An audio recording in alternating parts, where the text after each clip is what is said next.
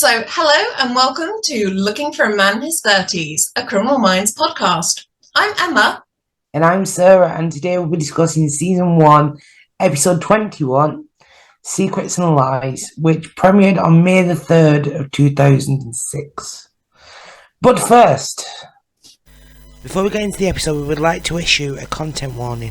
Due to the nature of this show, we will be discussing sensitive topics, which could include murder, violence, sexual assault, domestic abuse, animal abuse, elder abuse, alcohol, drugs, racism, sexism, homophobia, transphobia, ableism, and more. Please take this into account when deciding when, where, and if to listen. And now, a little chat. Yes. So, Sarah, have you seen my prompt in the doc yet? I did, and I was so confused. Yes, you will be. So anyway, my dad was brainstorming, right, how you'd be able to afford a flight to South Africa. And I said, well, to be honest, like even really cheap flights are quite a lot expensive. Like, I think the cheapest you'd get South Africa for would be 500. And that might not include a bag, like a checked bag. Oh dear. And then Dad went off on this thing where he was like, right, okay, so I know how to do it. Sarah just has to be by the plane and just kind of hang on to the bit at the bottom. And I was like, right, well, do you not think that when we're 30,000 feet up in the air, the pressure change might kill her? Even if she could hold on to a plane as fast as planes go. And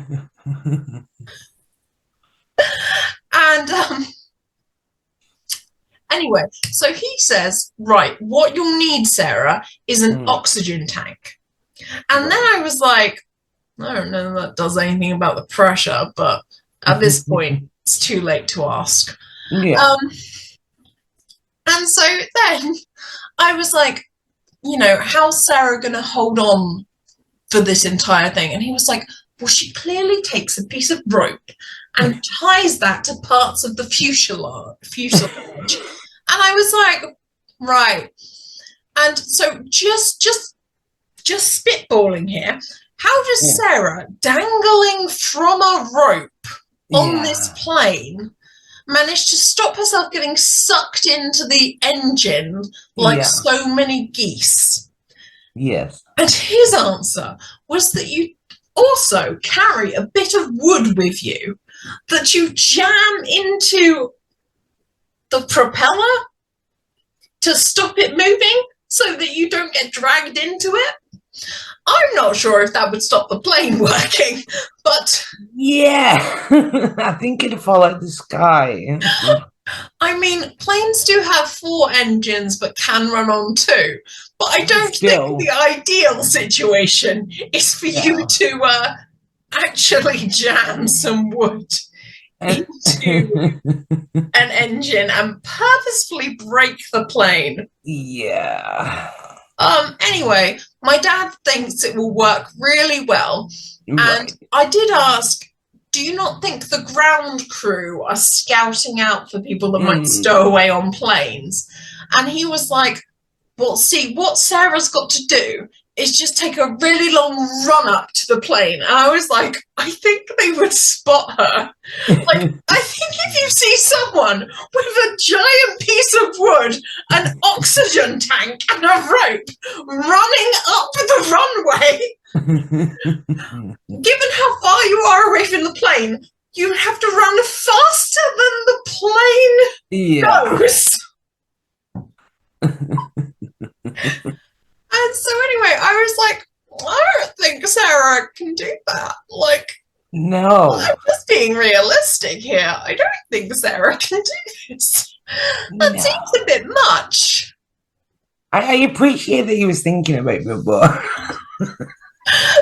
But in order to pull off this plot, you would need to completely overhaul your life to be able to run faster than a plane taking off from the runway, evade ground crew who may be on like pieces of machinery, like little cars following you. Also, I don't know how his plan is to get you to the airport in the first place. Exactly. Just walk through the terminals. I know. Like as if no one's going to ask any questions. Hey, you with the 2x4, where are you going? I was like, not here, not here. Like, my dad is very much imagining a rom-com pre-9/11. Because I was like, so, sorry, to be clear, I don't think it should be that easy to break into airports. No. So, if Heathrow have got like a hole in the fence that you can crawl through to their runways, that's a problem, and I think they should fix it. I definitely don't think the answer to this is that you... Oh, bless him. Yeah, because he had so many ideas, and I kept shooting them down. I was like, well, I don't think that she could, fold herself into a suitcase. No. Because I'm pretty sure they x-ray the suitcases to see what's in them in case you are smuggling someone. And it doesn't mean like... Just like... Also, like the hold cabin, the bit where they keep all the luggage, that's not pressurized. I already have enough of a problem with people putting animals in there. Yeah. Like, I'm like, that's not pressurized. How are you planning for them to breathe? But anyway. Oh my god. So, yeah. My dad's got some ideas, but I'll be honest, I think it might be easier to just raise £800. Because I'm not, with all the love in the world, I don't think even Usain Bolt could run faster than a plane taking off.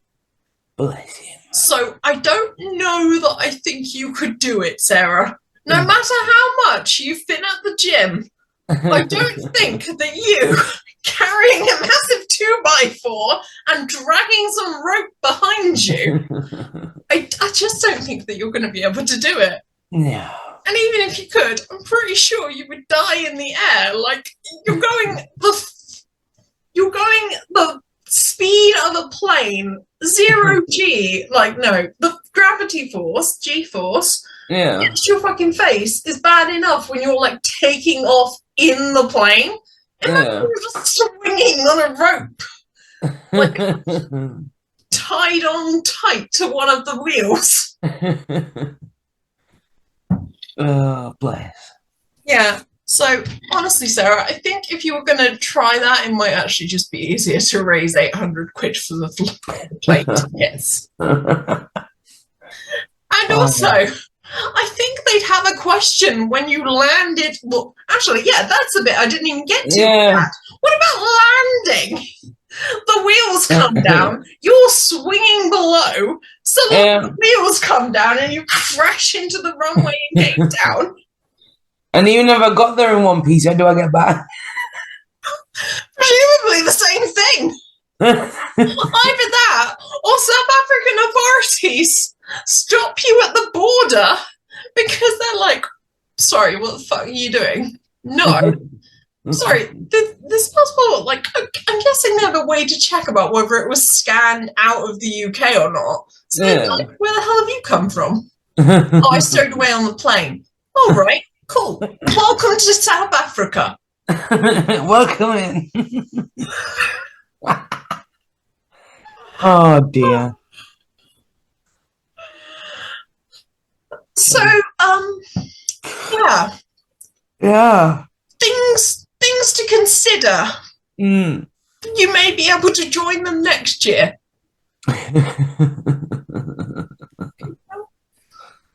Crazy. Yeah. So that was insane, Sarah. Yeah. Anyway, would you like to tell me about your week? How have you been? Good mostly. Apart from an injury I sustained that I don't know how I did. Oh, what'd you do? With my ankle. Mm. Mm. I said last week. Yeah, So you for did. some reason, I don't remember like twisting it or anything. 1 minute was fine. Next minute it was like, oh, slight twinge. Mm. Wake up the next morning, cannot put weight on it. Yeah. So then I spent the whole day walking around with a walking stick. But then the day after that, my body went, oh, you did too much yesterday. Have some back pain. Sarah, I really think you should go to the physio. I'm falling apart. Sarah, I have already sent you the link to refer to the physio. I know. Please do it. I will. But yeah, other than that, not done much. I don't think. So, shall we talk about horrific things that have been in the news? Oh, good. Oh yeah, the one that I sent you this morning. Yeah, like 1 a.m, I just Yeah. get this message from Sara about Rose West, and I'm like, oh my god, she's died. And then it turns out she hasn't died. Go on, Sarah. No. For some reason, they've allowed her access to a 20-year-old, vulnerable 20-year-old, might I add.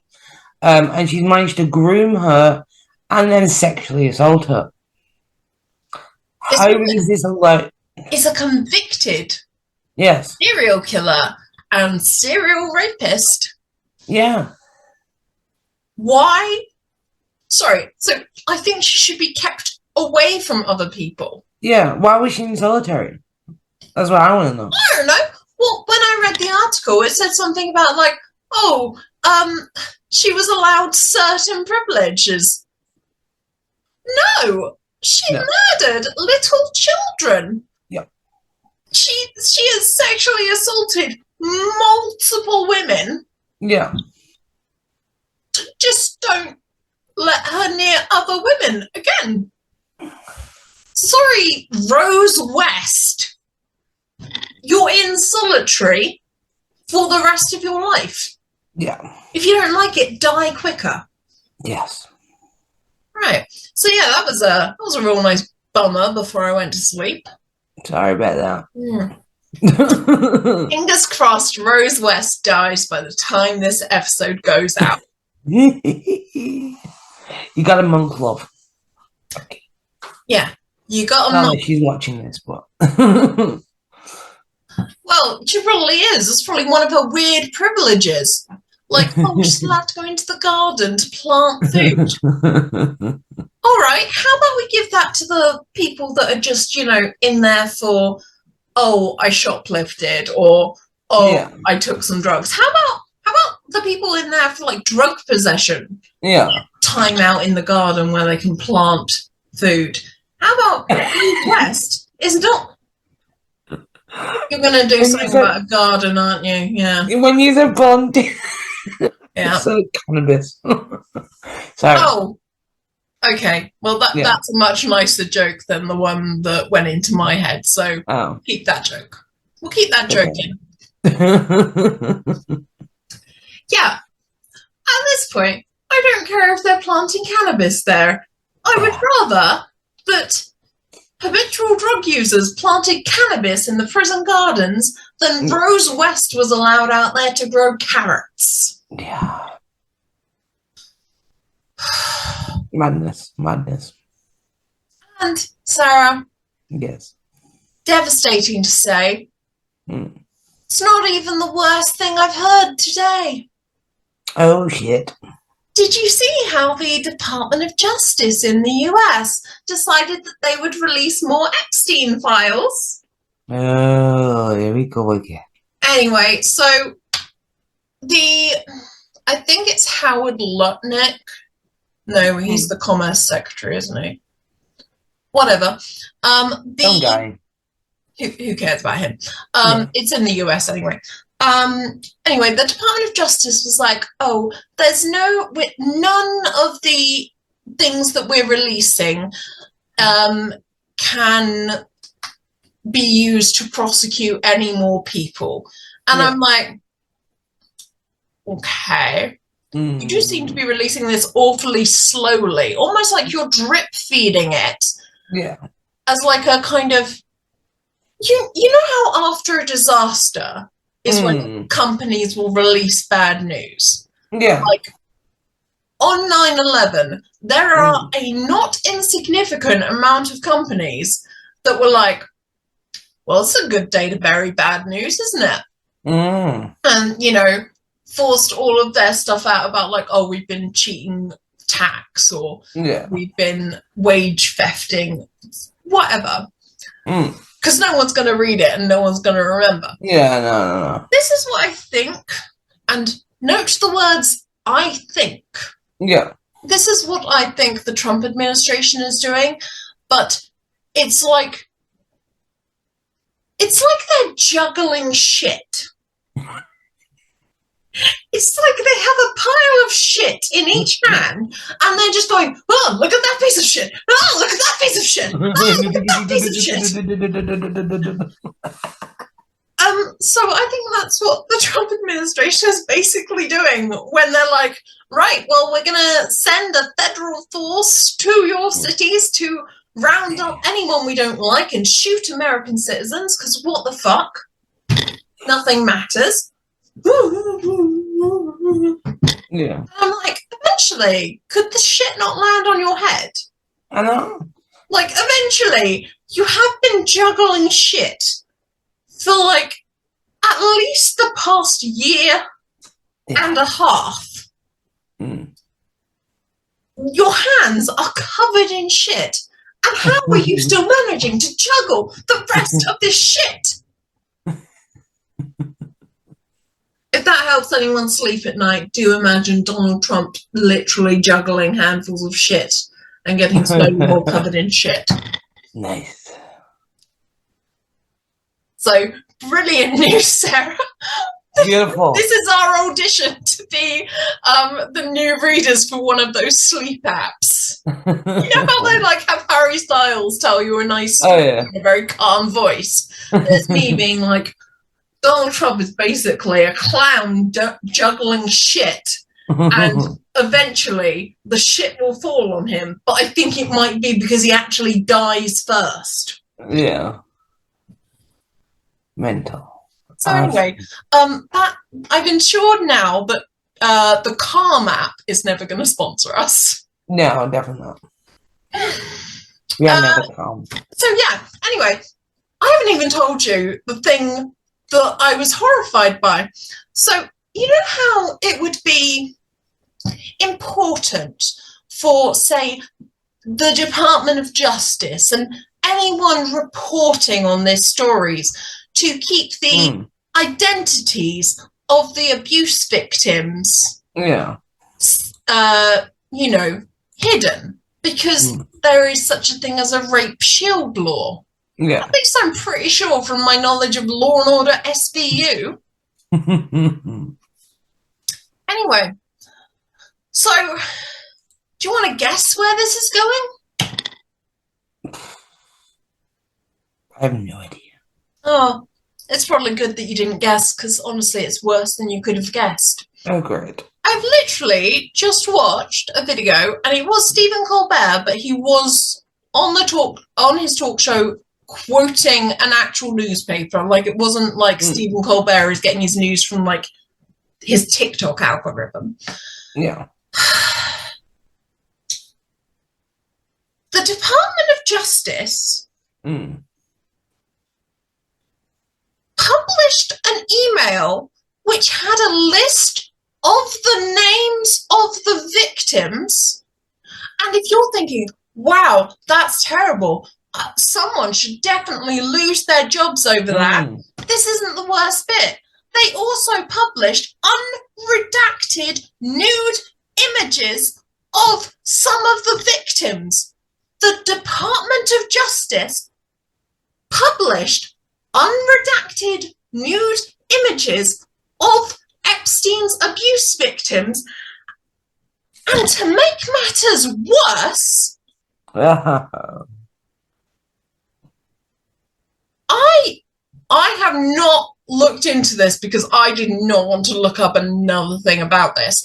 But aren't famously quite a few of Epstein's abuse victims children? Meaning that I think the Department of Justice just distributed child pornography or child sex abuse media. The fuck? I'm just screaming. Like, that is literally when you messaged me and said, oh, hey, are you ready? I was like, well, kinda. I have no words. I'm just deeply horrified. If you live in America, please write to your representatives and say what the fuck. Yeah, literally, I think that there should just be letters pouring in to Congress saying, what the fuck? Yeah. Seriously. It's the midterms. It's the midterms this year.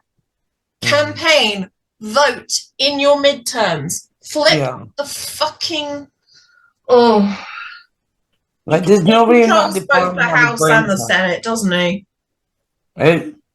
Trump. I'm pretty sure the Republicans have both the House. Oh, wait. No, I think they do still have the House. But the reason Mike Johnson shut down the Congress last year ahead of the budget bill, well, because they couldn't agree on a budget, is because otherwise he would have had to have sworn in a Democrat who won a by-election. And she was the vote necessary to release the Epstein files. Oh, shit.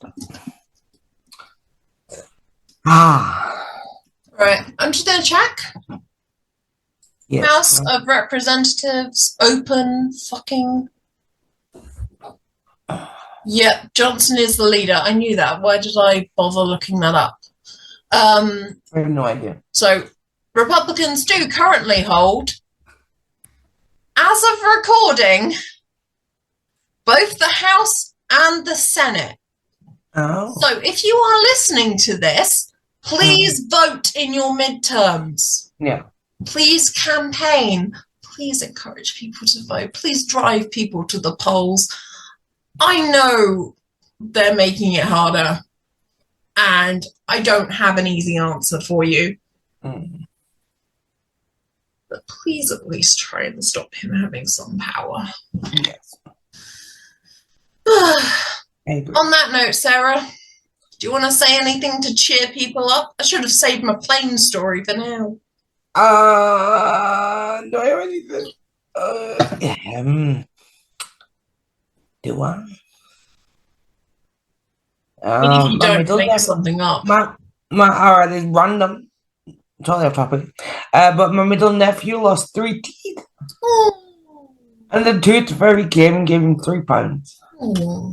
And then his nana and granddad gave him another £3. Alright, sorry. Nana and granddad are subcontracted by the tooth fairy? Yeah, well, I overheard my mum telling him that the tooth fairy also came here to give him some money. Alright. Which, logic. But he believed it, so that's what matters. Awesome. Yeah. Bless you. Aww. Which tooth are they? Are they the front? There's one here at the front, one at the back and the bottom, one at the top. Bless you. Well, I'd say he's through the hard part now, but the new one's still got to like push all the way through, so it sucks for him. Yeah. But hey, at least it's a much lighter note than anything I've said. Yeah. So, after all of that, we'll be back with the episode recap after this short break. Welcome back. Now we're on to Sarah with the episode recap. Wheels up? Wheels up. So, This week's episode opens on a nighttime scene of the dockyards in Baltimore, Maryland. We see a cab driving down past a warehouse before coming to a stop round the corner close to the water's edge. A woman and two young children hurriedly exit the cab with a suitcase, and she rushes the children inside the warehouse. She assures the kids that everything's going to be okay and tells them that she has to meet a friend who will help them. Then there's the sound of a car starting, its headlights come on, and you can hear it accelerating towards the location. She protects the kids as the car approaches them, thinking it's somebody who shouldn't be there. But a man exits the car, and the woman immediately recognizes him. He tells her that they need to get away immediately. She reminds him that he promised to protect her children, and he replies, "That's exactly what I'm doing," and urges the three of them to get inside the car. The woman panics, but he manages to calm her down and tells her to trust him just one more time. Once everyone's inside the car, he then speeds away. In the next scene, the man is approaching the door of an apartment, presumably his own, because he fumbles with his keys and unlocks the door. But the second he opens the door, he's punched in the face by a bald man who was already inside. Cut to the man now bound to a chair, beaten and bloodied. He tells his attacker, "You'll never find her." As he looks up to a second man who has approached him, he says, "I knew it had to be you." So clearly he recognizes him.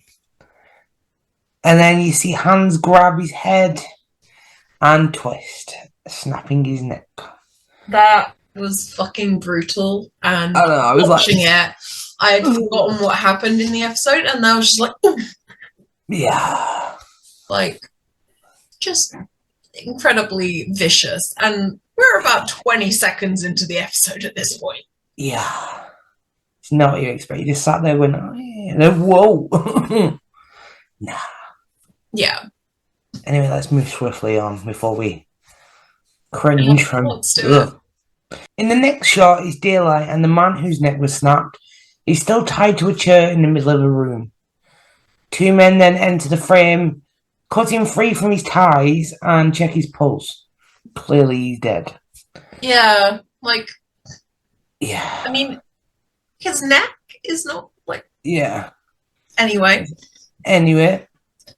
So there's another man in the room. He's taking photos of the body, whilst the others pose the body with a shotgun in his hands, the barrel in his mouth, and then they fire it to make it look like a suicide. A note is then left nearby saying, "I am a patriot. Long live freedom. God bless America." At the BAU headquarters, Gideon's reading a newspaper as he walks through the bullpen. He enters his office, and once seated, he makes a phone call. Presumably no one answers, so he leaves a message on the answering machine saying, "I see the paper reported the death of our mutual friend. I'll wait for your call." Yeah, and you're like, what? Mutual friend? I was like, who the hell are you ringing? Yeah, exactly. You'll find out soon enough. Cut to the newspaper article, then the camera tracks up to Gideon, who is now snoozing on his chair, feet up on the table. He's walking by the sound of a door opening and looks towards that direction of the sound. The scene then cuts to a person looking at a suspect board. A photo of the unsub from the last episode is still on the board. The camera then turns around to show the person's face.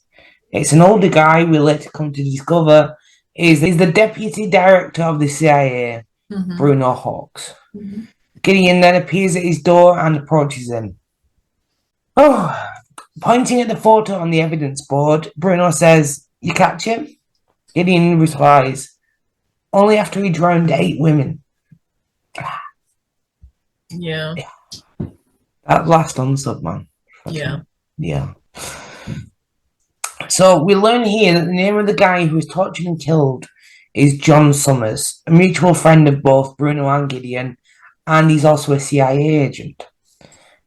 Gideon's concerned of how John supposedly died. He says he was stressed, exhausted, a little paranoid maybe, but not suicidal. And he says that he'd previously signed him off as fit for duty. Yeah.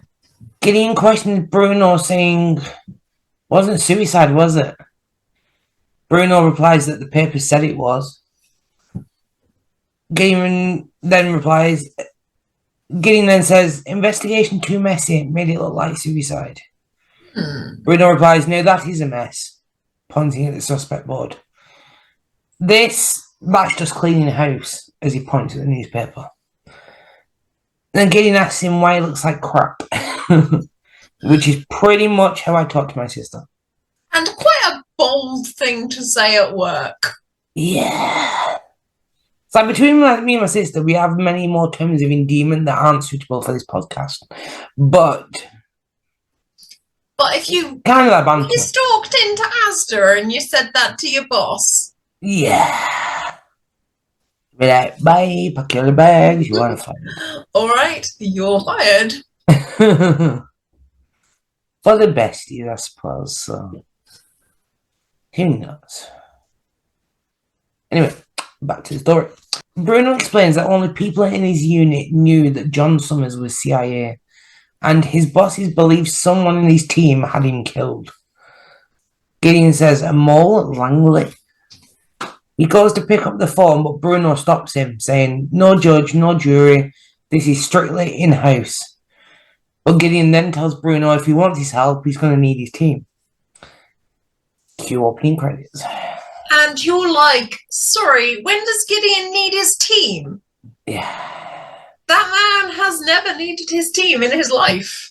No, he says he does, but then he does shit himself, so. Yeah. I do like the bit where they're coming in and Reed is like, considering it's 2 a.m, I doubt it's good news. Like, yeah. When are you ever being called in for good news, Reed? You are on the team that investigates serial killers. There's no FBI department of, oh great, we found out that fairies exist. Yeah. Oh. Crazy. So we've got a bird's eye view of the FBI HQ in Quantico, Virginia. Mm-hmm. Gideon gives his opening bookend quote, which is, Albert Einstein said, whoever undertakes to set himself up as judge in the field of truth and knowledge is shipwrecked by the laughter of the gods. Have fun editing that one. Thanks. I think that's Jason, isn't it? Jason and the Argonauts. I have no idea. I didn't pay that much attention in classics. You're cleverer than me, so. I don't think that's true. You've probably read more shit than me. I don't think that's true. Oh. Never mind, Sarah. Just continue with the episode. Inside the building, Reed, JJ, and Garcia exit a lift. And Garcia states that it's weird and a little scary that they now have a CIA escort. And as Emma mentioned before, Reed mentions that considering it's 2 a.m, doubt it's good news. Which JJ replies, you are a genius. Yes. Oh, funny. The team then gathers in a room while Hutch fills them in on what's going on. He says the CIA's counter-terrorism unit is engaged in a mission to save one of its informants. They suspect that one of the agents is a mole, and until the identity of that mole is discovered, they've locked down the unit. Gideon says that it gives them an opportunity to profile the unsub up close. He cues the CIA escort to start a video feed, and Hutch explains that John Summers was the CIA's best field agent in the Middle East. He was found 3 nights ago in his apartment in East Washington, tortured and murdered. Gideon tells them that the CIA made it look like suicide, and then Morgan points out the wound patterns. There's 2 distinct angles, different heights, one right-handed, one left-handed. He thinks that Summers was definitely tortured by more than 2 people. Elle then asks what Summers was working on. Hutch then talks about Aaliyah Nadir, beaten, sexually abused by her husband, Hassan Nadir. And then Summers met her, flipped her, and got her to work for the CIA. JJ asks about the husband. Hotch says that he's a diplomat for the Saudi government and a fundraiser for major terrorist organizations. Gideon reveals to the team that Aaliyah had given Summers info on terrorist organizations that her husband was funding and that the CIA had never been able to penetrate. Apparently, Hassan was aware that there had been a leak but didn't know who'd leaked the information.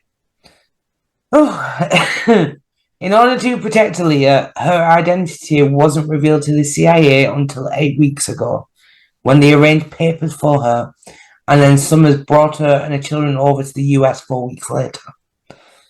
Gideon says only Summers knew where he hid her. JJ questions what Hassan thought that had happened to his family. Hotch says that a car accident, with the bodies being too disfigured to identify. He says only the CIA were aware of the staged accident until Hassan arrived in Washington under diplomatic cover a week ago. Reed points out it must have been someone in the unit who gave Hassan the information about his family. Morgan asks why the team is getting involved. Gideon reveals then that he's done psych evals for everyone on that unit in a number of years. At this point, Garcia is surprised and asks Gideon, "You work for the CIA?" To which Gideon replies, "No, officially." Hotch encourages the team that they need to act fast, or Aaliyah and her children will end up dead. And then we cut to Aaliyah's hiding location with the kids. She's reassuring them that it'll be okay and tells them to be brave.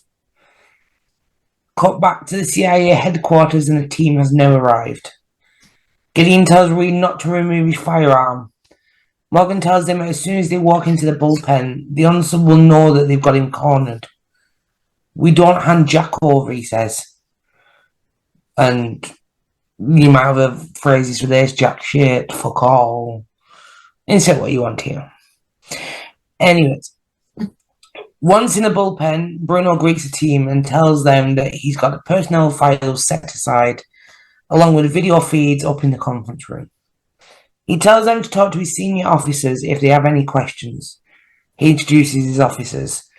There's Gina Sanchez, who's the Associate Director of Field Operations, Kruger Spence, who's the Assistant Director of Operations, and Olivia Hopkins, who is Spence's second in command. Hodge is surprised Gideon never told him that he knew Bruno.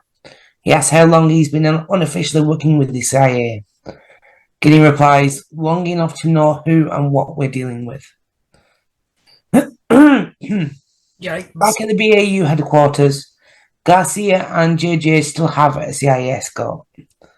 Garcia asks for his name. Turns out it's Nathan. She asks why they can't go to Langley with the rest of the team. And it turns out Garcia's name is on the list banning her. Yeah. I wonder why. Oh my god. Yes, Garcia, of course you fucking hacked into the FBI. That's how you got your damn job. Of course you're on a terrorism watch list. Hey. Oh. Crazy woman. Bless her. What crazy. Innocence. Excuse me. As she questions Nathan some more, Garcia's computer screen begins to blur the CIA logo. JJ gets her attention and Garcia turns around. In shock, she sits down as Nathan logs her into the system. Now, with Garcia and JJ whispering to each other, Garcia says, "You do know what this means?" JJ replies, "What?" "We'll be able to find out whether Princess Diana's death was really an accident." JJ replies, "I think that's exactly the kind of thing that got you on their list." Yeah. Now, growing up in the UK at that time when Princess Diana died, obviously over the years been loads of theories and conspiracy theories and any thoughts on it? You thought I'd have a real controversial fuck the monarchy take. But honestly, my take was that from the Mitchell and Webb sketch about it. I think that just sometimes accidents happen. not Yeah. everything is a conspiracy. No. Sometimes people are actually just driving drunk Yeah. and Speed driving and very fast away from the paparazzi who are chasing you. yeah. And I will admit that if it had been one of my kids, I would also have not let it go. Yeah. But sometimes things are just accidents. Yeah. There's no grand conspiracy behind it. No. But the You want amount to of like share yours, conspiracies. Sarah? So obviously over the years you've heard like, oh, the Queen ordered it and all this shit. Yeah. Funniest rumor I had was that the Queen was a reptilian something or other. Ah, yes, David Icke. Yeah, like what the fuck? By the way, all of those group of reptiles are controlling the Earth sort Yeah. of conspiracy theories. Yeah. They all have anti-Semitism at the things. Do you remember when conspiracy theories would be fun, Sarah? And Yeah. it didn't all kind of lead back to anti-Semitic things made up Yeah. by Christo nationalists. Yeah. Uh, Those were the days. Mental. yeah, conspiracy theories used to be fun, guys. It used to be stuff about, oh, do you know there's a lost episode of The Simpsons that was, never aired, but they've got it and you can find it somewhere? Found footage conspiracy theory. No, sorry, wait. Lost media conspiracy theories? They're fun. Yeah. There was an episode of The Simpsons where Bart died. And now it's all like some kind of pedophilia and also let's just chuck in anti-Semitism for the fun of it. What the fuck? Anyways, one sec. My cushion wasn't backing off. That's better. Right, let's resume. Why is it gonna black line again? What? On the thing, there's like a big black line. Anyway, ignore it. That's fine. Okay. Anyway, so Nathan walks away and Garcia starts typing on the computer. She gets up info on all of the people in Bruno's department. Turns out there's 22 people in total. However, JJ points out that 21 and 22 are in the room with them, so Garcia asks what if it's one of them. Suspiciously, JJ looks at them and then looks back like it's just a facial expression on like something. Yeah. Like, well, I don't know, Garcia. If it's one of them, I guess we're about to be shot in the back of the head. Yeah. What a way to go. What a fun day to be in the FBI. How did we get on to national security? Don't we find serial killers? Anyway, back at Langley, the team enters the conference room. Gideon says that they're looking for what the CIA classifies as a type A personality.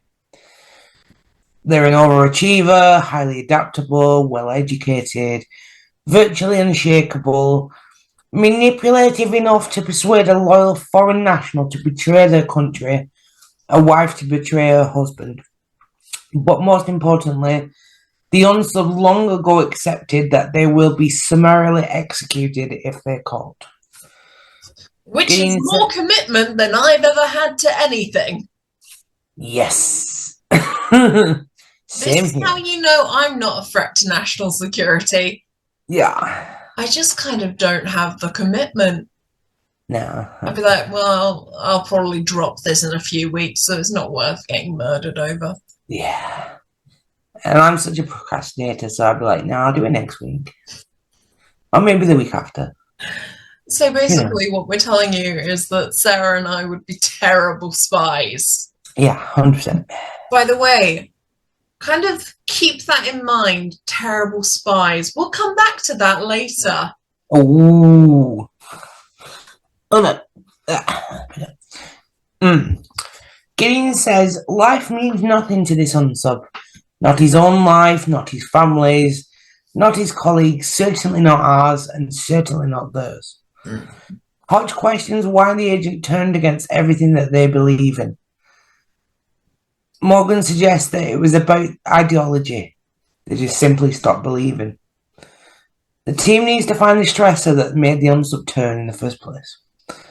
Gideon says the intelligence community's mantra says increase the parameter of your enemy's paranoia. He says right now they're the enemy. He warns the team to trust no one but him. Garcia and JJ then appear by video link. Garcia tells Gideon that he needs to see a surveillance video that she's found. She says his name is next to a bunch of MPEGs on the CIA's network, and one of them mentions John Summers and is 3 hours long. Cue footage of Gideon in a car and Summers approaching him. Gideon mentions that this was 3 days before Summers was killed, and the men are heard discussing about them all in the CIA. Morgan asks if Gideon knew that they were being filmed. Gideon says that he assumed that they were filming him. Reed then says, taking in all factors discussed, age, rank, and field status, he says they're left with a total of 16 candidates. Gideon says they have to assume that the mall has an exit strategy. Hodge says, only now we're blocking the exit and the only way out is through us. The screen then fades to black. In the next scene, Bruno is informing his team that the BAU are there to do their jobs and his team to do theirs. He rallies them up to find the leader. Gina Sanchez approaches Gideon and greets him. She tells him that his eval of her took her out of the field. He tells her that he told the truth. She's highly intelligent, impossibly strong-willed, and there will be a time when she can't follow orders. She disagrees with him and walks off. Gideon mentions the stressor of the unsub to Bruno to try and establish if he knows anyone who might fit the profile. Bruno says the unit go under psyche valves and they're trained to cope with extreme events. Gideon says, well, whatever turned this agent, you can't train for. Bruno then seems defensive. He tells Gideon the team is open to search every file they have. Hodge asks about the ones that aren't on file, for example, the wiretaps of the Saudi embassy. Bruno says they don't even exist. Hodge asks him how long his department has been running operations in Riyadh. Bruno says they have a declared presence monitoring US interests. He excuses himself and leaves Gideon and Hodge looking very unimpressed. Morgan then summons them over. He points out a woman on surveillance footage sitting in a car that is parked behind Gideon's. They zoom in to reveal Aaliyah and her children. As the footage is replayed, Summers is asking Gideon who called the meeting and says it can only be one of 4 people. Watching the video, Gideon says that's not true. Anyone in the division could have insisted upon the eval. Elle questions why Summers narrowed it down to 4. Morgan points out he rightly suspected that Hassan came to the US because he knew that his wife and children were still alive. Reed adds that he knew someone in the agency was working for Hassan too. Gideon calls with Garcia. Luckily, her and JJ are still connected via the video link. He asks her how many agents in this unit were in Saudi monitoring the US interests. She quickly searches and says 4. Gideon replies, let me guess, Bruno Hawks, Gina Sanchez, Olivia Hopkins, and Kruger Spence. Garcia replies, 4 for 4. Gideon says Summers would have only trusted seasoned agents, the 4 senior ones in this unit. Elle summarizes that he guessed that the Moor was one of the 4. Gideon tells the team that they need to match up the 4 suspects one-on-one and talk to them and find out if they can get information. The team then discusses each person while handing out the files. Gideon mentions Kruger Spence, Assistant Director of Operations. He was recruited at age 18 after graduating from MIT early. Reed adds that he had 6 years' experience as a weapons system designer and has an IQ of 197. He butted up higher against... than Reed's. I know. This guy is smart. But an ass. But still smart. He butted up against the system, didn't deal with authority. So he was moved to field ops in China for 8 years before he then transferred to Langley. Elle talks about Olivia Hopkins. She's a divorced mother of 2, spent 9 years in field ops in Europe, and she visited Riyadh with Kruger. Mm-hmm. Morgan reads about Gina Sanchez. She's a West Point graduate, black belt in 2 martial arts, served in Iraq doing psychological ops with military intelligence, and joined the CIA 5 years ago and speaks 3 languages, including Arabic. Hodge discusses Bruno Hawks, the Deputy Director of Operations. He has extensive field ops in the Middle East and Europe, and he did his military service with Jason Gideon. Gideon says, one thing I've learned over the years profiling CIA agents, spies are some of the smartest liars in the world. Be smarter. He has a good point. Mm-hmm. Not that it will ever come into use in our lives. Nah. Me and you are never going to be the ones evaluating spies. Nope. Because we can't be spies ourselves because we're not smart enough. Yeah. Oh, actually, one of my oh, I don't know how exactly we're related. It's a weird, like, long shot. But one of them is going to be training for MI5. Ooh. Very fancy. I'll try and get some more information about that. But if she's any good of a spy, she'll just cut me off. Yeah. So I won't say her name. I'm not that dumb. No. That'd be awkward. So the camera then focuses on a photo of Aaliyah and her children on the computer screen. Jump to the next scene. Aaliyah is hitting a lamp that keeps glitching. Her son says that he's thirsty, but they've only got a small amount of water left. She tells him to share it with his sister, but the daughter says she's okay, that he can have it. She consoles her daughter, and the lamp then stops working. Back at Langley, it's the battle of the IQs. Reed is shadowing Kruger Spence. They appear to be arguing tactics to find Aaliyah. Kruger starts giving his team places to search for her in places that should be comfortable, like Arab communities. Mm-hmm. But Reed butts in, saying it might be best to profile Summers first. Kruger blows off Reed's idea and then continues directing his team. But Reed interjects again, saying Summers was obsessed with his own security, only cared about his job. Says he was a classic control freak and meticulous paranoid. To which Kruger kind of like, you can see the cogs working in his brain then going, a loner who chose to live outside the community. Which then Reed says, in an environment he could control. Kruger then finally gets the fucking light bulb moment and instructs his team to search the area around Summers' apartment, so like industrial sites, storage spaces, warehouses, etc. Yeah, can I just say, yes, insufferable. Oh yeah, he's a tit, absolutely. Yeah, like, sorry, did you want help or not? You I was like, asked. Well done, you. Yes, you have a high IQ, but you're still an asshole. Mm-hmm. Yeah, I didn't like him at all. But jump then to Morgan and Gina comparing jobs.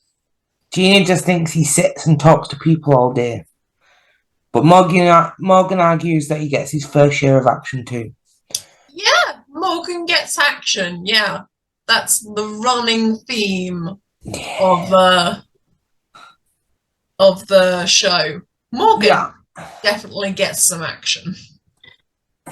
Whether that's in the field or in the bedroom, Who knows? We don't know enough to comment. Bless him. So Gina tells Morgan that there's something that he might find interesting. She instructs her desk neighbour named Joystick, obviously a nickname.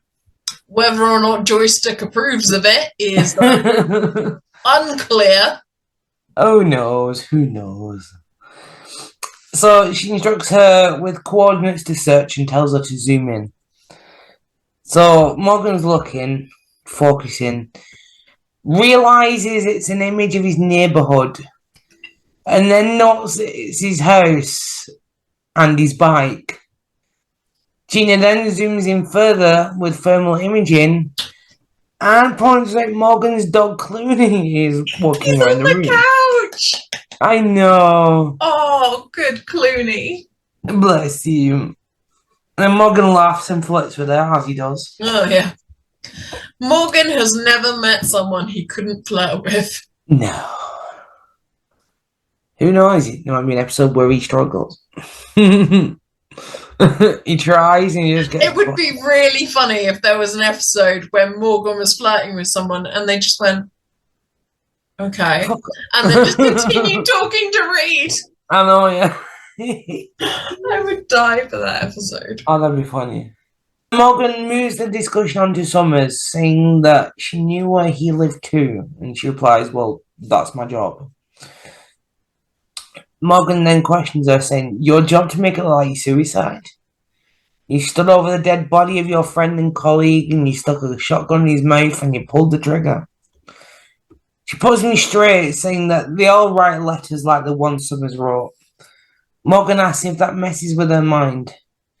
She says, I'm neither disillusioned or confused about what I am, what I do, or what I have done. Morgan says someone is and questions why they would rat out their own people.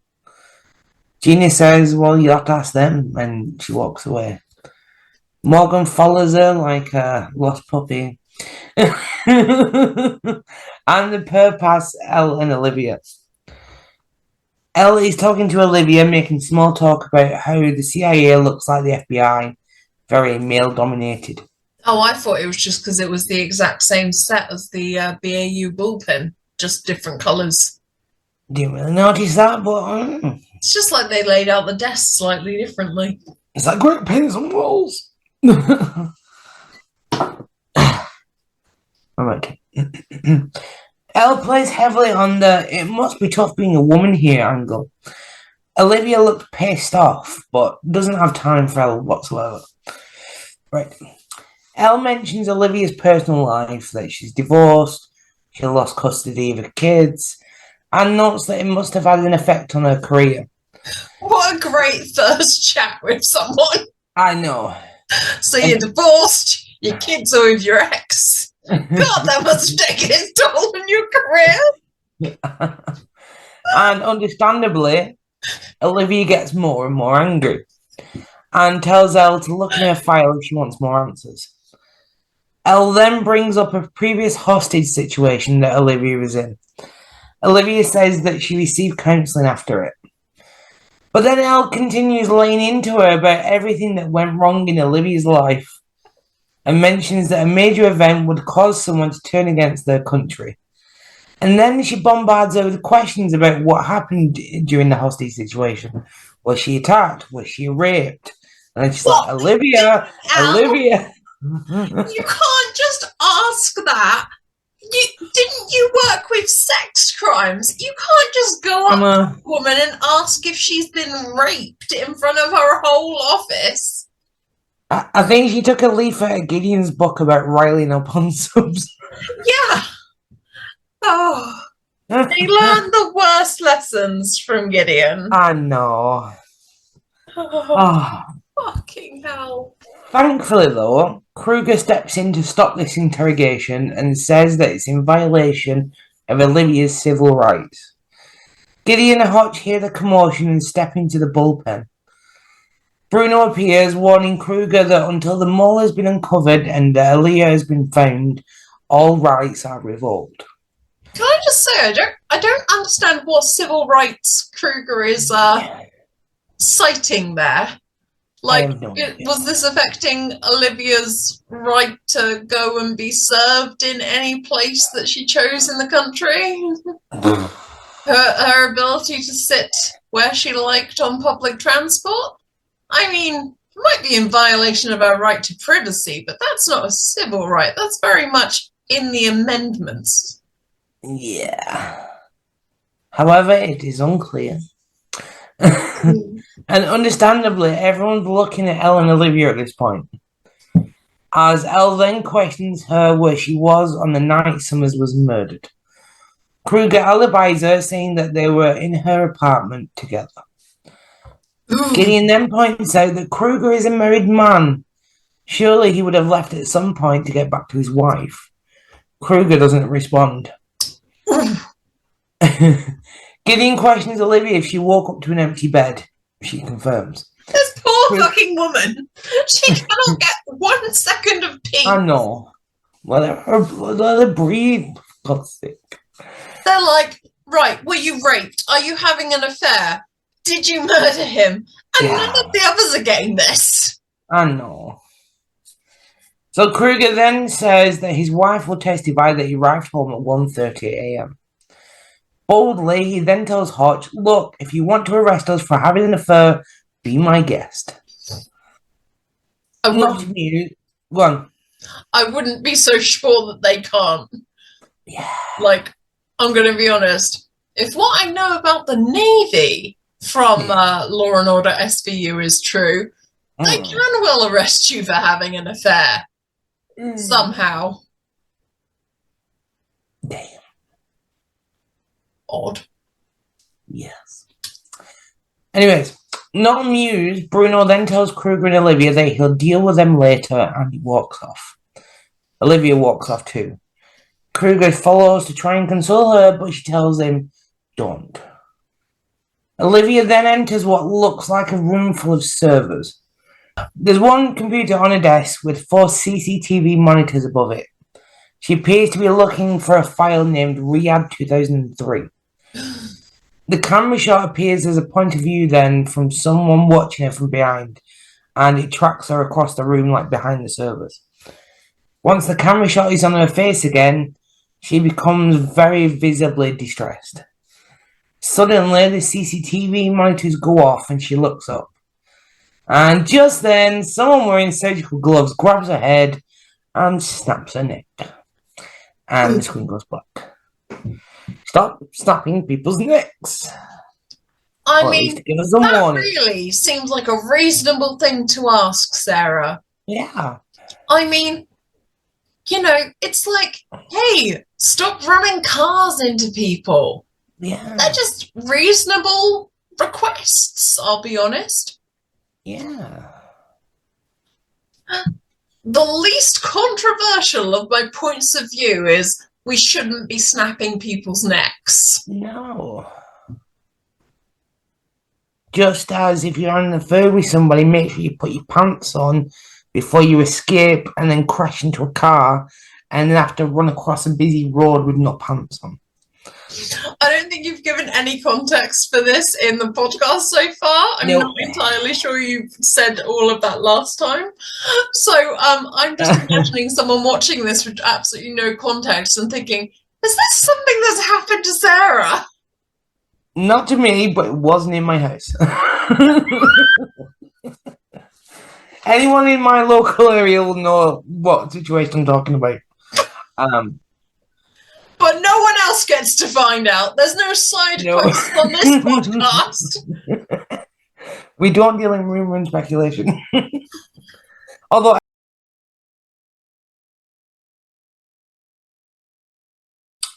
in the next scene, Elle and Gideon leave the conference room. She's telling him that when she noticed that the CCTV.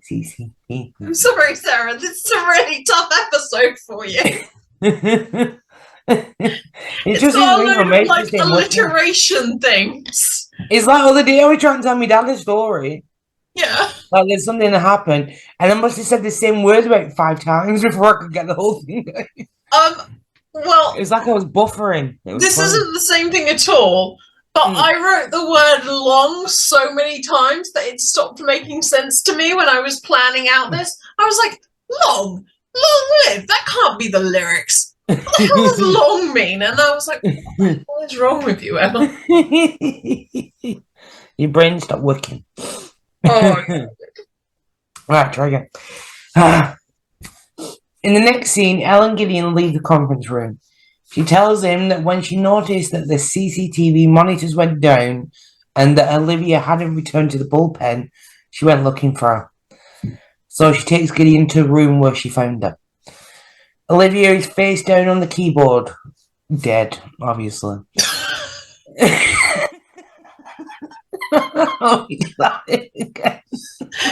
had a really bad day at work. You know those days at work where you're just like, oh. And then someone comes in and goes, are you dead? And you have to like raise your head up and go, no. But if I have to speak to John in accounts again. Yeah. That's a message for you. John from accounts? I'm just kidding. There's no John from accounts. Although I have an Uncle John who was an accountant. Oh, okay. Well, this is a message directly to Sarah's Uncle John. Hey, what's up, man? What up, bro? Oh, God, right. Yeah, back to So they go into the room. Olivia's face down on the keyboard. Gideon is shocked and asks if any of the agents have seen the body. Elle shakes her head and says no. Gideon then says, we can use this to our advantage. Get the others. All right. Bruno. Yeah. Just summon everybody. So Bruno, Gina, and Kruger are summoned to the conference room. They question why they've been brought in there, and all three seem very confused and angry. At this point, Gina looks around and then asks where Olivia is. Hotch informs them that she was murdered 10 minutes ago and that her neck had been snapped. Kruger doesn't believe him. He thinks the team's lying. Gina looks at Kruger suspiciously. Bruno tries to deflect from the situation, saying that he needs his agents to be working on finding Olivia. Gina then leaves the room, followed by the other two. Gideon follows Bruno to his office above the bullpen. They watch Gina from the window. Gideon asks him, what do you think it would take for someone to betray their country? Bruno says, if I knew that, you wouldn't be here. He asks if this is the part where Gideon profiles him, to which Gideon says that he's been doing that for over 20 years for free. Bruno asks what he's come up with so far. Gideon notes that he doesn't smile like he used to, and then jokes that the Rogain's working. Excellent. Bruno laughs. Gideon then mentions that Bruno needed to seek approval from his father and tried not to make the same mistakes that he did. Bruno explains he's worked so hard that his kids don't really know him or what he does. And then Gideon says, but they know there's absolutely nothing you wouldn't do for them. He then questions if their kids really need to know what they do. He says, trust me, we're not that interested. Gideon asks Bruno his thoughts on who the mole is. Bruno says he can't judge as he's too close to it. But he's glad Gideon is there though. Gideon asks how he's doing, considering that he's lost 2 colleagues, 2 friends. Bruno says he's lost plenty along the way and he just feels pissed off. What a reaction to have to being asked, how do you feel about 2 of your colleagues dying? Oh, pissed off. I've lost others. I think you should unpack that with a therapist. Oh my God. Back in the bullpen, Hotch and Morgan are talking to Gina. Hotch notes that he saw her stare at Kruger like she was trying to deflect blame. She argues that they're wasting precious time on finding Olivia. Morgan argues back that they're trying to save lives too. At this point, Gina's phone rings and it turns out it's a call for the team. Garcia's patched through to Gina's computer via the video link. She mentions that the virus that knocked out the CCTV monitors was downloaded into the system 3 weeks ago. Morgan asks by who. Yeah. Yes, no words, no. I want to know how the CIA aren't like able to monitor when computer viruses go onto their system. Yeah. This seems like a major flaw. Little one, yeah. But it's actually worrying that much of our governments are basically held together by like Windows 95 and floppy disks. Yeah. This isn't a joke. This is an actual thing. That is a concern. Mental. I'm sorry, I don't think the government should be using worse computers than me. Yeah. Worse computers than just the backup one I used to play The Sims on. Yeah. I think the military should have more advanced technology than me. I'm sorry. 100%. Cut to Elle and Reed talking to Kruger, who is arguing that he isn't the mole. Morgan appears, saying that the virus originated from Kruger's computer, but Kruger thinks that he's being framed. Morgan says Olivia was looking for something but couldn't find it, as all of Kruger's files have been erased. He argues back that they were erased to make him look guilty. Gina then shouts across the I would argue at this point, like, yeah, of course, like, if you're a spy, yeah, how would you be dumb enough to erase all of your files?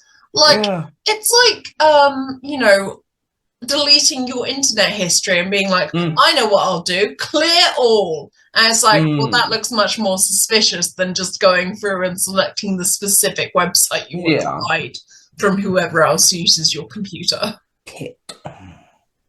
Internet safety tips from Emma. Yeah. Except it's very rarely internet safety. Sara approves this message.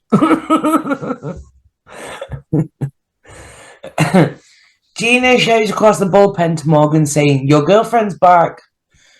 Garcia then informs him that the virus left a backdoor into the CIA mainframe. So obviously she's used it to find out who ordered Summers' psyche well.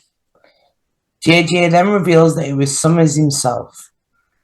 Reed then has a major brainwave and says they missed something on the tape. Back in the hiding spot, Aaliyah is growing anxious. She doesn't know Summers is dead and she's wondering why he hasn't returned. She tells the children that she needs to go find some water and that they need to stay there and not come looking for her. She tells them they're safe if they stay put. Back at Langley, Gideon, Hotch and Morgan are rewatching the tape. Hotch points out that Summers was trying to give Gideon clues about the mole. Morgan asks why the mole doesn't know where Summers put Aaliyah if they were following him.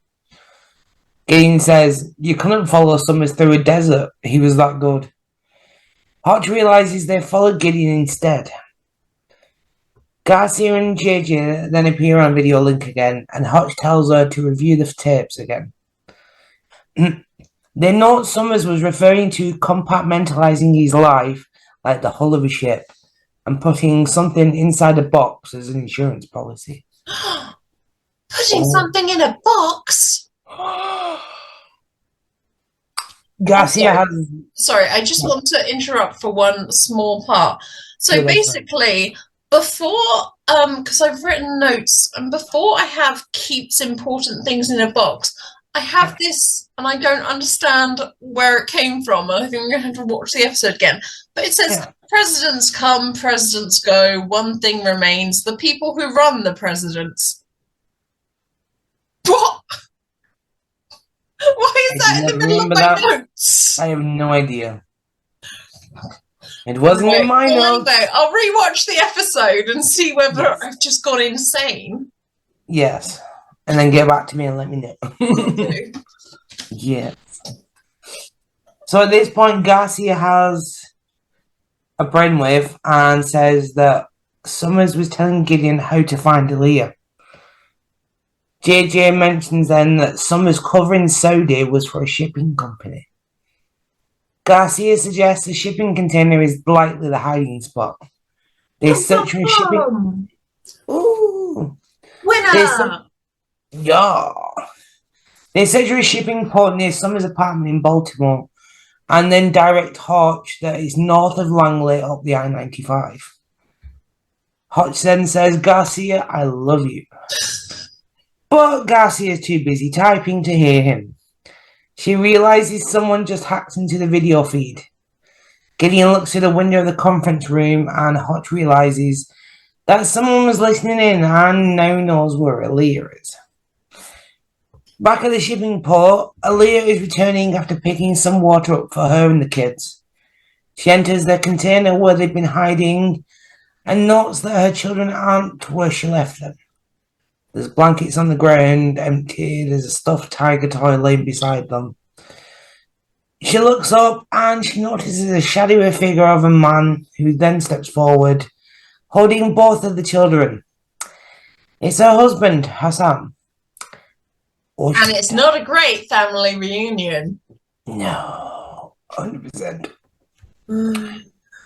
Switch back to Langley. Bruno and Kruger are staring at a globe on a large screen in the bullpen. Gina approaches them, saying that she can have a chopper on the roof, fueled and ready in 2 minutes. Bruno notes that there's thousands of containers at the port and asks what makes her so sure that Aaliyah is in one of them. Elle suggests sending a SWAT team, splitting them up to cover more ground and to search the area in grids. But Hotch notes that they can't because Hassan has diplomatic immunity, so technically this mission can't officially exist. Gideon seems confident that Gina isn't the mole. He tells Morgan to take her with him to the port. Bruno then gets pissy, saying it's his command. But Hotch reminds him that the FBI is jurisdiction in this case, so he can't stop them. Gideon tells that Bruno, was pretty hot. Yeah. Ah, Hotch, I've never been more in love with you. Gideon tells Bruno to trust him. They've got it covered. Elle and Hotch escort Kruger away, separating him and Bruno. Gina instructs the unit to use thermal imaging to search every container for body heat. She tells Bruno to walk them in and direct them when they get there. She recruits some other agents to join them in the search, and they leave. Anxious, Bruno tells Gideon he'd best be certain about this and to convince him. Gideon says, we see it all the time in suspects who've killed their loved ones. They try to immediately shift the focus away from themselves. Reed says there's often an emotional detachment in the way the statement was constructed. Gideon points out that Kruger betrayed his wife and Olivia, and he says after all that betrayal, his country was easy. I'm not sure that there's that small a leap between having an affair and essentially treason. Yeah. I think it's a much bigger jump than you made that out to be, Gideon. But whatever floats your boat, Gideon. Yeah. Right. In the conference room, Kruger looks twitchy and nervous. In the bullpen, Reed is watching an agent zoom in on the thermal imaging camera. He apologizes as he moves her out of the way. At least he was polite. Yeah. So he pushes her out of the way and takes over. Yeah. Or joystick. So he takes over and immediately pinpoints the correct container. Ooh. Like, she could have done it, but he was like, bish move, let me do it. It'll work. Yeah. He summons Gideon to see the image on the screen, and they note 4 heat signatures inside the container.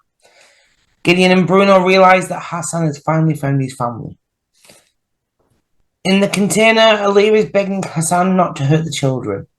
She blames herself for everything. Hassan is angry and says he buried them. He fell for the ruse back in Riyadh and thought his family were really dead. He tells Aaliyah that she betrayed him as the sound of a helicopter overhead captures his attention. Back at Langley, Bruno notes Gina and Morgan will arrive at the port in 3 minutes.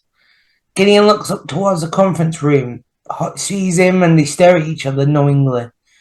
Elle is talking to Kruger at this point. Back at the port, Gina instructs agents to go one way and her and Morgan will go another to locate the container. Hassan cocks his gun, pointing at the kids, telling Aaliyah, "Don't make me do this. What did you tell them?" Back at Langley, in the conference room, Kruger's now angry and impatient. He argues that this was all part of their plan.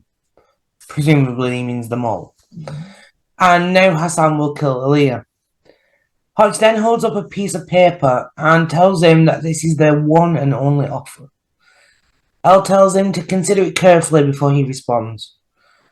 But Kruger thinks it's a trick and says he's not buying it and vehemently denies that he's the mole.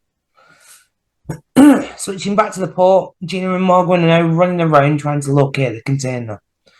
Morgan says they're just running in circles, so he radios Reed for help. Reed instructs him that the container is 100 meters southwest of where they currently stood. I don't understand why they weren't doing that anyway. Like, surely that's the point of the heat imaging camera.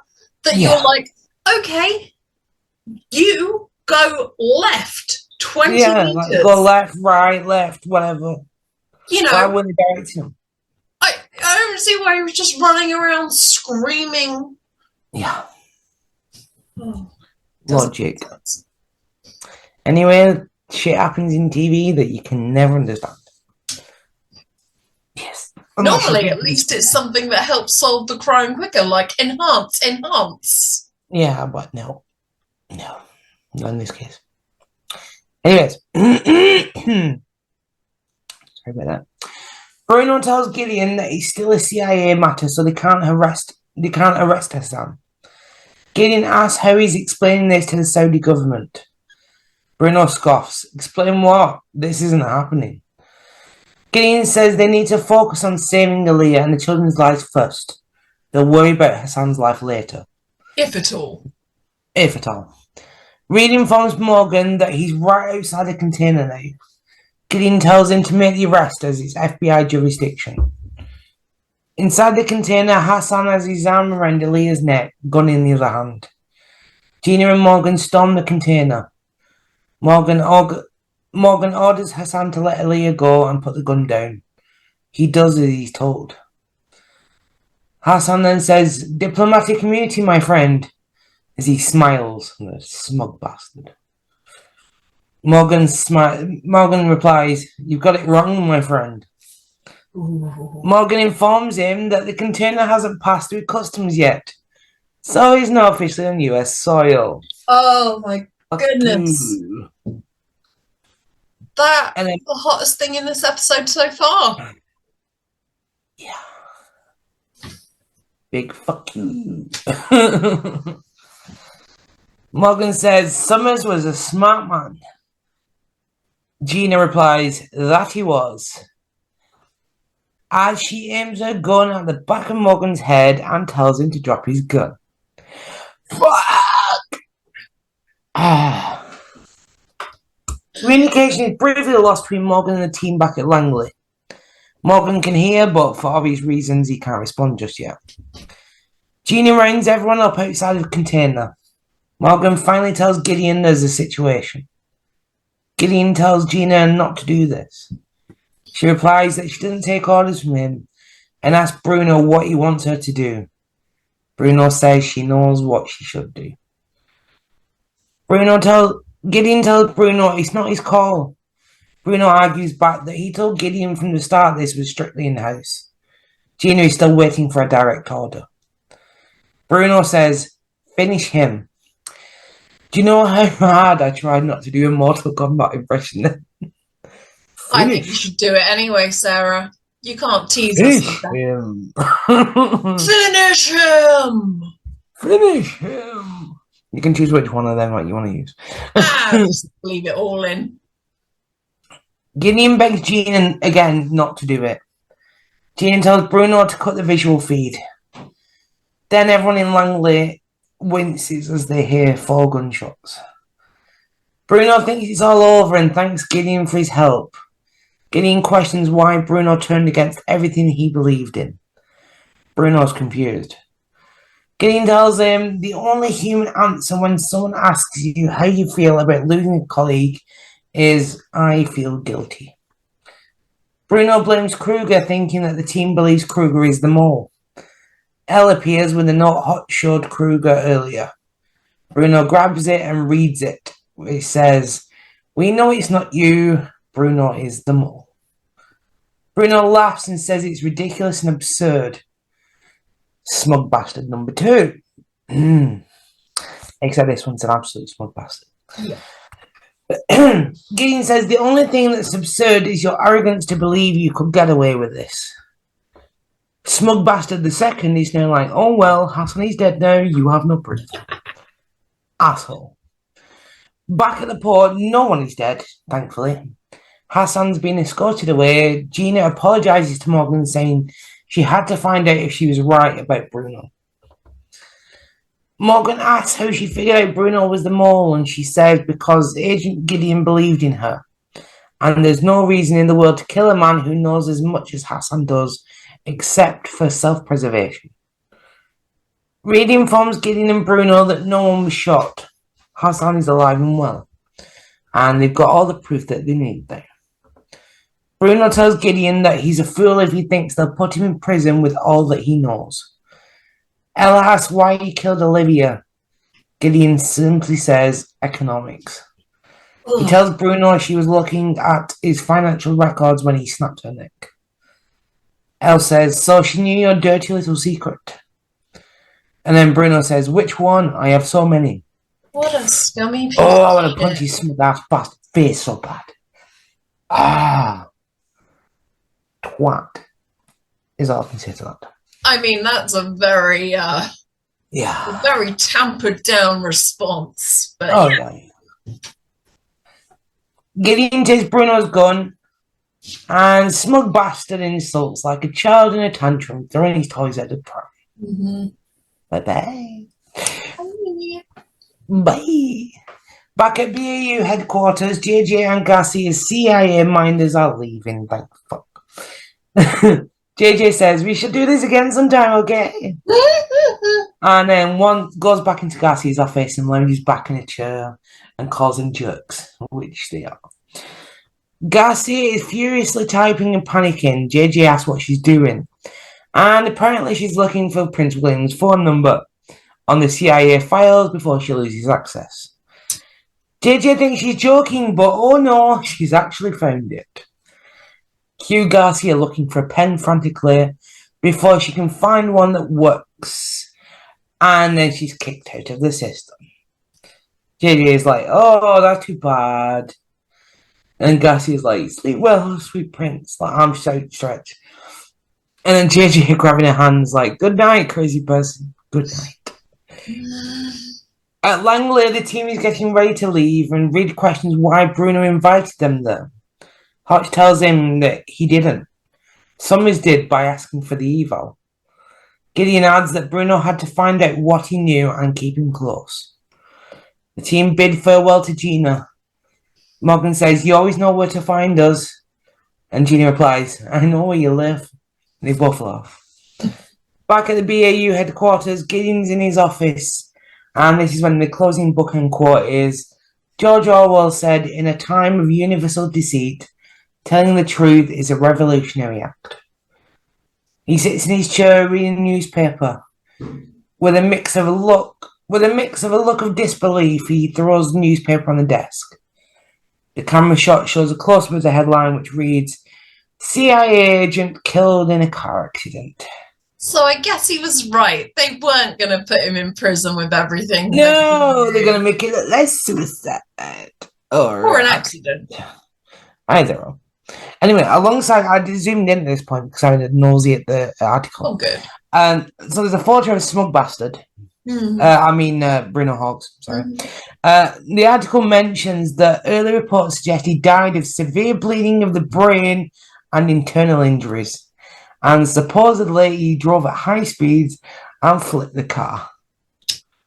Oh well. Oh well. Prudence. Goodbye. And end credits. That is the episode. Thank you for that, Sarah. You're welcome. We will be right back after this short break. Yep. Okay. Welcome back, and now we're on to the episode discussion. So, I'll take it away with interesting points. As Sarah mentioned at the start of the episode, this has definitely taken place very soon after the events of the last episode, because the picture of Mark Gregory is still on the evidence board.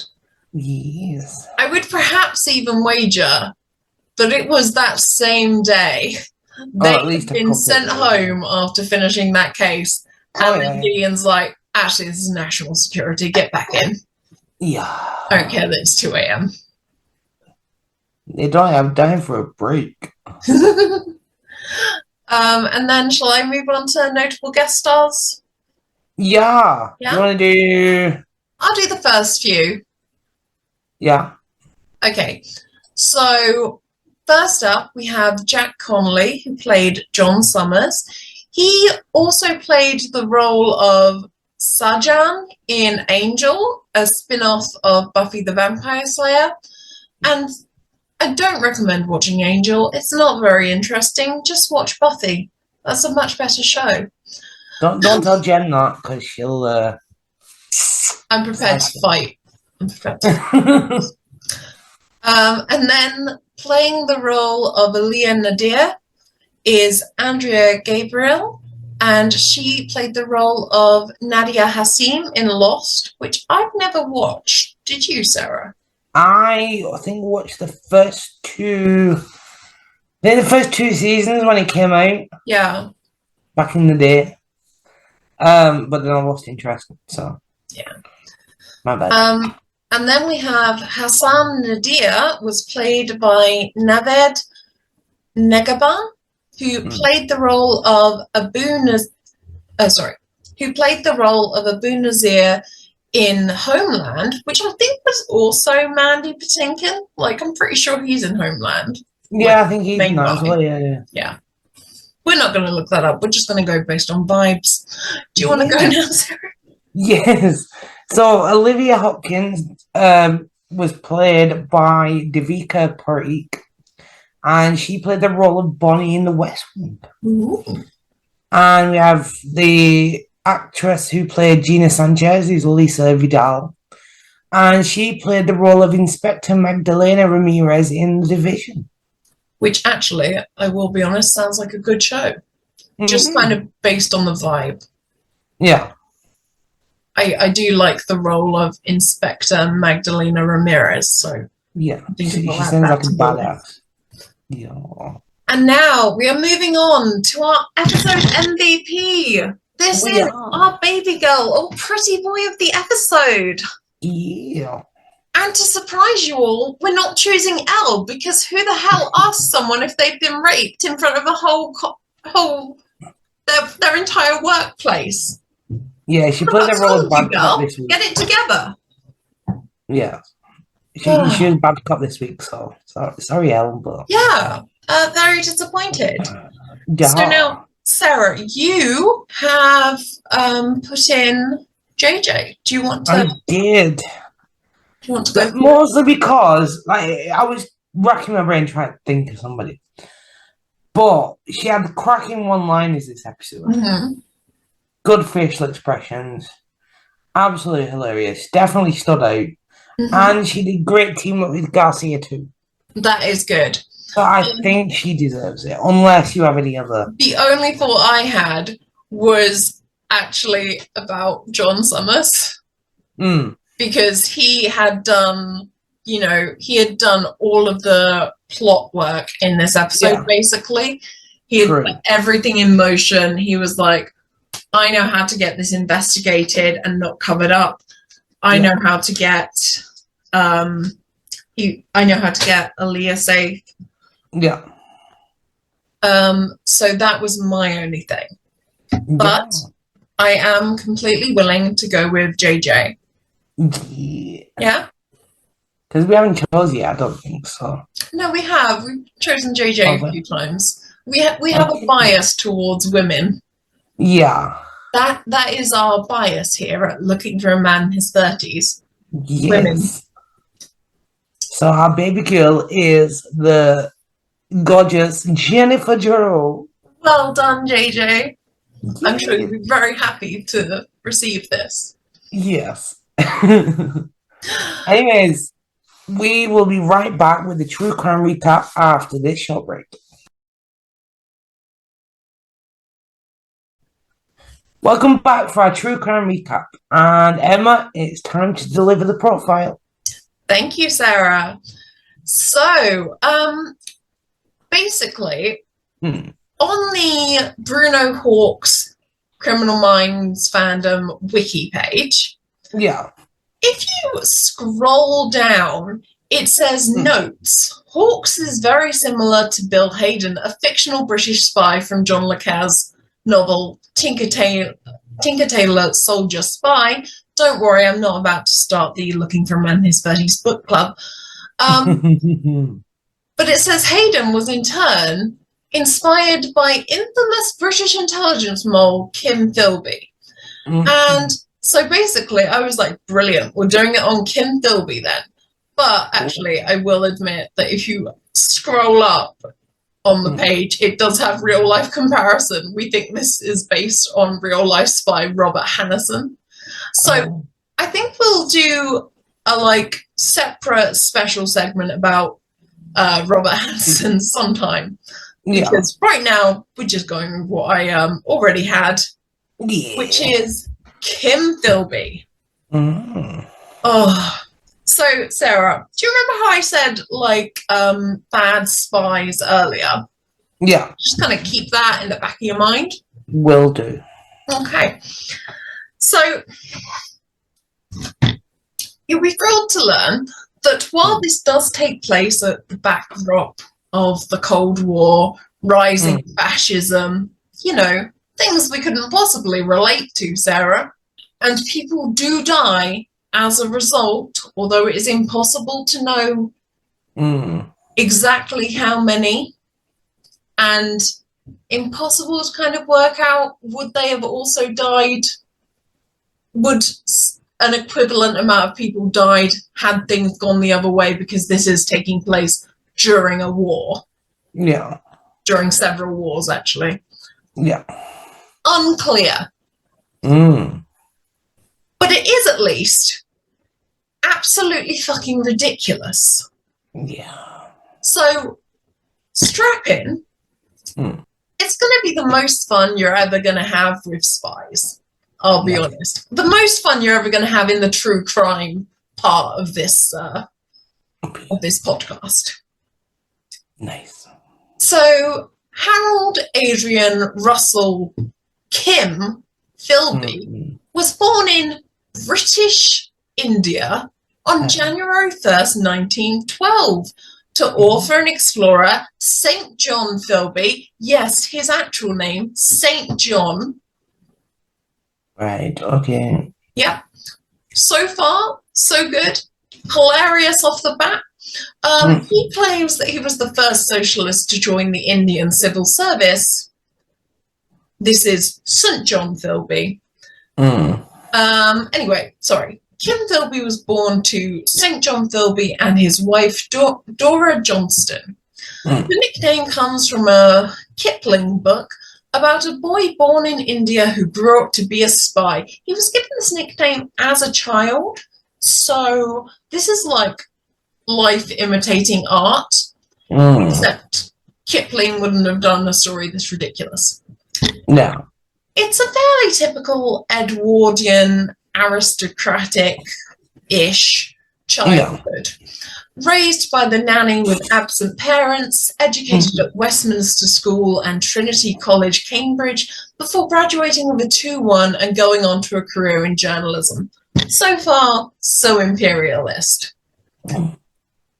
But he and 4 others, later known as the Cambridge Five, were recruited by Soviet intelligence to spill British secrets to the Soviets during World War II and the Cold War, which is something you don't really expect after that first paragraph. No. So strap in. Now, at the time, communism was seen by some as the natural antidote to fascism. And this is taking place in the 30s. So, if you've ever tried to buy one of those, hey, the newspaper on the day you were born birthday cards for someone born in the 30s. Yeah. God, does Hitler come up a lot? I wonder why. So, yeah, just so you know, this is what's going on in the background. Beautiful. So in a way, it makes sense. Students getting political, being further left than their family, and communism does have a bad rap because it's handled badly by the regimes that have implemented it so far. Yeah. So Philby joins the Cambridge University Socialist Society and takes a larger role following the defeat of the Labour Party in the 1931 general election. Once he graduates, his tutor introduces him to the World Federation for the Relief of the Victims of German Fascism. That's a mouthful. Yeah, that's a mouthful.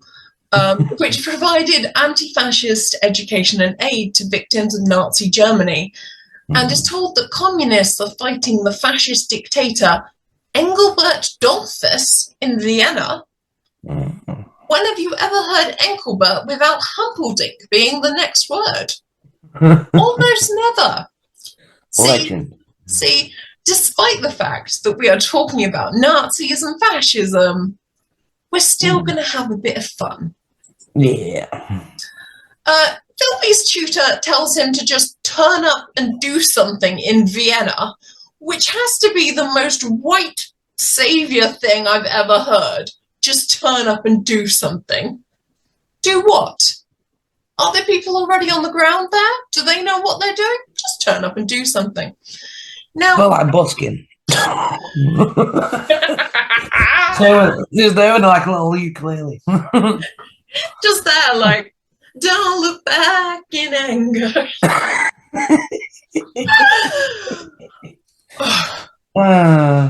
Now, to his credit, Philby does actually go to Vienna to aid German refugees. He delivers clothes and money to them between Vienna and Prague because, as a white kind of aristocratic guy, he can blend in enough that no one suspects him. So he helps them flee, he helps German refugees flee via the sewers. So that's good. That's good.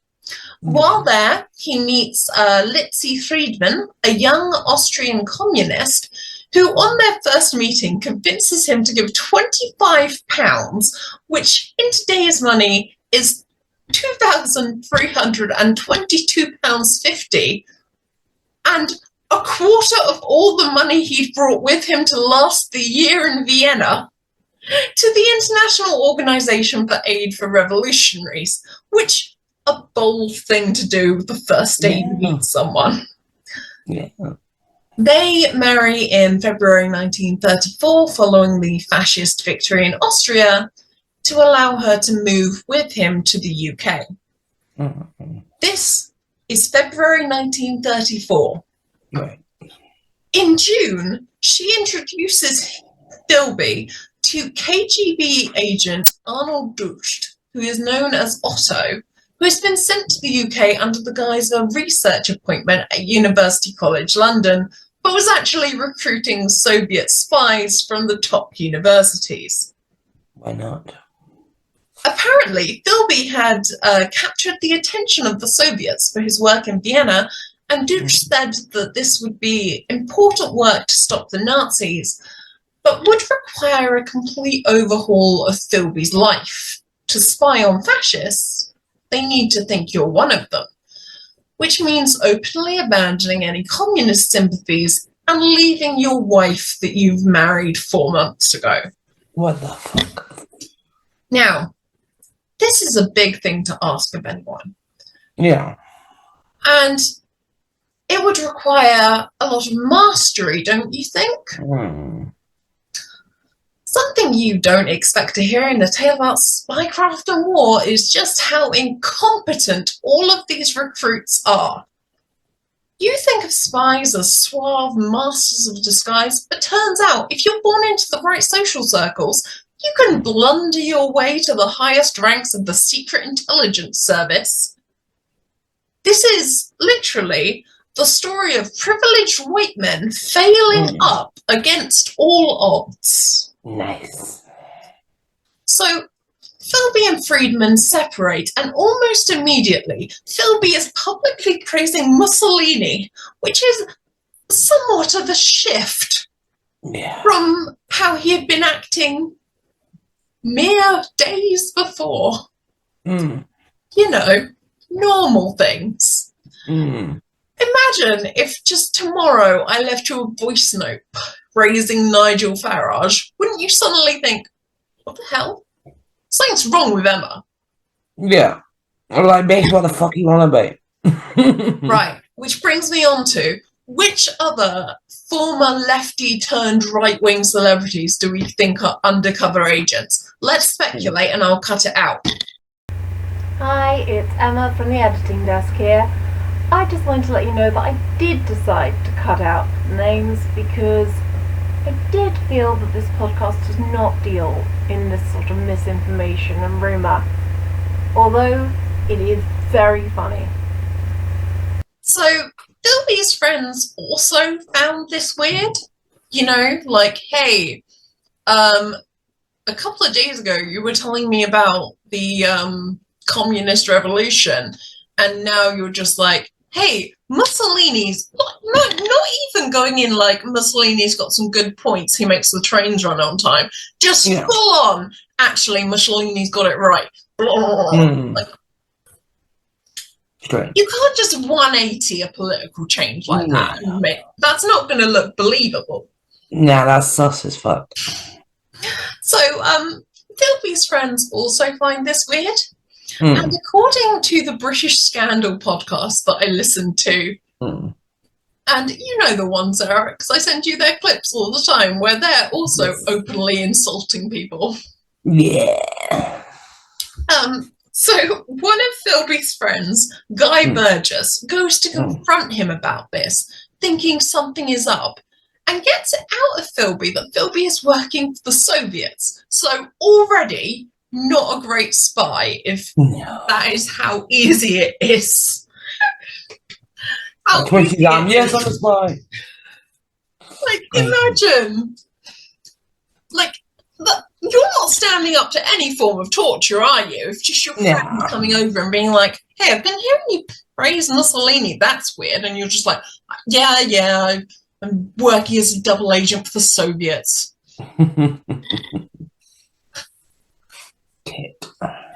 Awesome. So Burgess is instantly furious about this. Not that his friend is working as a spy for a foreign country, but that the KGB haven't recruited him. Oh, what a shame. So Burgess then twigs about the change in behaviour of their mutual friend, Donald McLean, who is at the Foreign Office, because he had also been like, hey, yeah, communism is the best.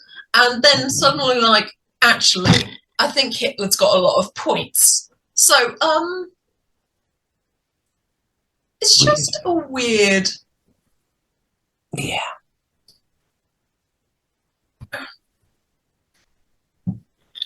It is unbelievable how bad these men are at spycraft sometimes. Very shit. But you have to feel a bit bad for Burgess. Imagine the Soviets wanting all of your friends as spies, but not you. And I feel it may have something to do with Burgess's erratic personality, as described by Philby, which I think is 1930s slang for queer, but we certainly do not have time for that. Nope. So, at some point, Hmm. Burgess is also recruited by the KGB. Oh. I presume because Philby goes, oh, I kind of told him, so could you recruit him too? I mean, it feels left out. Bring him on board as well. Oh. Crazy. So, from 1934 to 1940, Philby is working as a journalist covering the Spanish Civil War, and he's embedded with Franco's forces and sending coded messages to Duch about troop movements. At some point, he is given the direction to kill Franco, which is sort of a wild thing for even just, Yeah. like, even if you're like, yeah, I love Franco, they're not letting journalists get close enough to kill him. No. So it's unclear how that would have worked. Yeah. Philby then also wrote for the Anglo-German Trade Gazette and became friendly with the German ambassador through this work. In 1939, when the UK announced it was at war with Germany following the German invasion of Poland, Philby lost contact with his handler and missed essential meetings. Now, not entirely his fault. I miss meetings because I'm like, oh, I'm sorry, I'm ill. So I would also miss meetings. Yeah. If suddenly the UK was at war with Germany. Yeah. But I'm not a spy. No. So, yeah, you can see what I mean about incompetence. Yeah. Now, I will admit, he did report from the front lines of the war. He only left France from England less than 24 hours before the French government surrendered. Mm-hmm. So it's 1940. Philby is working for MI6 after being recommended by Burgess. A big jump, you might say, from being a journalist, especially considering the fact that wasn't the British government anti-fascist, at least at the surface, during World War II? Yeah. I'm just thinking. But I do seem to remember there being a quite anti-fascist thing in government at that time. So I am wondering how exactly someone being like, yeah, anyway, Mussolini's great, is just cool when Britain is at war with the Axis powers? Yeah. Don't know how you let someone like that into MI6, but whatever. Don't have time. No. So Philby provided Stalin, or somehow got the information to Stalin, with advance warning of Operation Barbarossa and of the Japanese intention to strike into Southeast Asia, which aided Stalin's decision to move his troops to stave off Japan. Now, Philby's actions did cause indirectly thousands of deaths, but given that this is in a war, it's unclear how many people would have died if he hadn't have done that. Kind of swings and roundabouts of mass murder. Yeah. So Philby's role increases to cover Southwest Europe and North Africa. I don't really think he has the skills for this, but what do I know? Now, in 1944, the UK saw that the Soviets would once again prove a powerful enemy, and I'm just thinking, focus on the war you're already fighting. This is 1944. It is not a foregone conclusion that the Allies win World War II. Yeah. Could you just focus on fighting Nazis? Is that okay? So the UK reactivates Section 9, an MI6 branch that deals with anti-communist efforts, and Philby, seeing the clear flaw in this, decides that he'll actually do all the work to get it up and running, quickly displacing the person who was supposed to head up the organisation. And, really helped quell the communist threat by having a Soviet spy at the head. Now, it should be noted that several people voiced concerns over Philby's role, including for failing to pass on intelligence. But these were ignored. Oh. I presume because they didn't go to the right schools, so they're just accusing this guy from, that you knew from childhood in your schools at Westminster. Like, oh my God. In some cases, he actually altered the careers of people who could have found out or did find out things about him by moving them to different departments. What the fuck? I mean, it's the least of our concerns right now, Sarah. Yeah. So, one thing that he definitely did cause deaths that can be directly attributed to him and were not the result of a war, so it's not like, oh, well, people might have died the other way. They wouldn't have.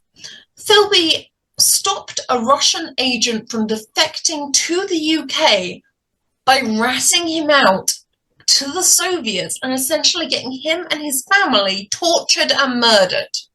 What the fuck? This guy wanted to defect to the UK. The UK government were like, okay, cool, meet you in Turkey for some reason. I'm not entirely sure it was Turkey. I'm working on vibes here. And Philby went, I'll go over. I'll sort this out. Don't you worry, old chap. And then he delays, going over there to talk to a Russian agent who's preparing to defect until the Soviets could get there, and the guy mysteriously disappeared. No. The guy and his wife. So they were tortured and killed. We don't even have to speculate. That's just what happened. Yeah. So by the end of World War II, he becomes a high-ranking member of MI6, and by 1947, he's appointed to a position in Istanbul, where he passes on more information that gets British agents killed. Oh. And in 1949, he is appointed first secretary to the British Embassy in Washington, which, as the Cold War ramps up, means that he can pass on both US and UK intelligence to the Soviets. Great. I feel I should mention here, because there has not been a good place to insert this into the story, but most of the spycraft he engages in, he does while drunk. So drunk he is unable to speak. He is at parties and he is literally downing, I presume, very good Russian vodka to the extent that he is basically passed out and unable to say anything. But he's always listening and remembering. And I do have to say, I don't know if he was remembering that much or if he just made some stuff up. Passed out again. Oh, well, better write this report anyway. Yeah.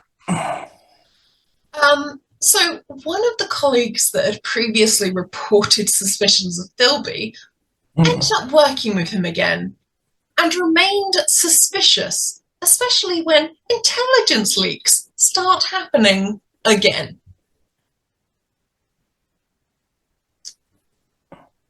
Things were not helped by the arrival of Burgess in 1950, and I know we have not spoken about him in a while, and that's a shame because he brings a level of chaos to any story that is just, Beautiful. yeah, exactly. If this was, say, screwball comedy, Mm. it would be hilarious. See, Burgess was actually a fairly loose cannon.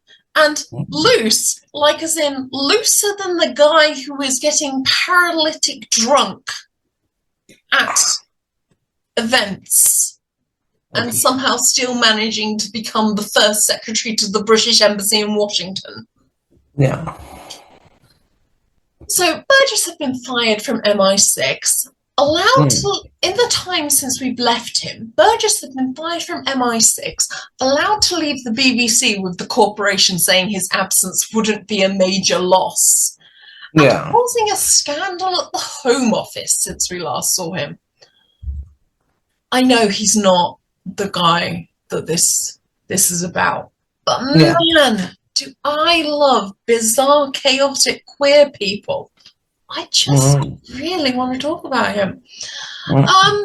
Anyway, Burgess, far from settling in under the radar, as you would expect from a spy, he began causing offence to all the people he met while at the embassy in Washington, including Philby's then wife, Aileen, who he basically met and insulted in the same breath, to J. Edgar Hoover, head of the FBI, who accused him of using diplomatic cars to cruise for men without fear of arrest because he can claim diplomatic immunity for the, illegal sex he was going to have with these men. Yeah. See? Chaotic, queer, funny. That's just brilliant. Also, J. Edgar Hoover, for those who don't know, was insane. Incredibly anti-communist, incredibly anti-gay, may have had a gay lover, who cares? The important thing is that he's an arsehole and he destroyed many, many people's lives. Nice.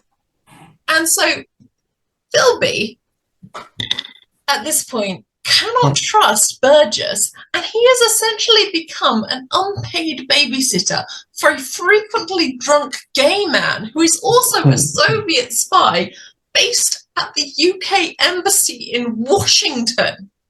Nice. And all of this, Philby is constantly drunk himself. See what I'm talking about? You can't write this shit. This is a screwball comedy. This would be hilarious. I would have paid to see this. Let's fan cast it now. Actually, I don't, because I do not remember the names of any comic actors at this moment. No. Okay. So, Don McLean, the third spy who we've not heard much about so far, becomes a suspect in one of the leaks to the Soviets. I don't know much about him, but I presume it's the same problem that they're having with Philby and Burgess, which is just that they're getting drunk and not great at this whole spycraft thing. No. This may be me just making that all up. So I'm pretty sure you can't defame a dead person or a traitor. Who knows? So Don McLean, the third spy, he becomes a suspect in one of the leaks to the Soviets. And with the investigation closing in around McLean, who is still in England at the Home Office, Philby crafts an escape plan that unfortunately relies on Burgess to carry it out. He thinks, I will kill two birds with one stone. I will send Burgess back to England with the cover story that he was embarrassing the embassy. Even though that's not much of a cover story, that's just really a secondary reason. Yeah. So he sends him back being like, right, okay, you get McLean out out of the UK. You get him to Russia. All right? So you see him?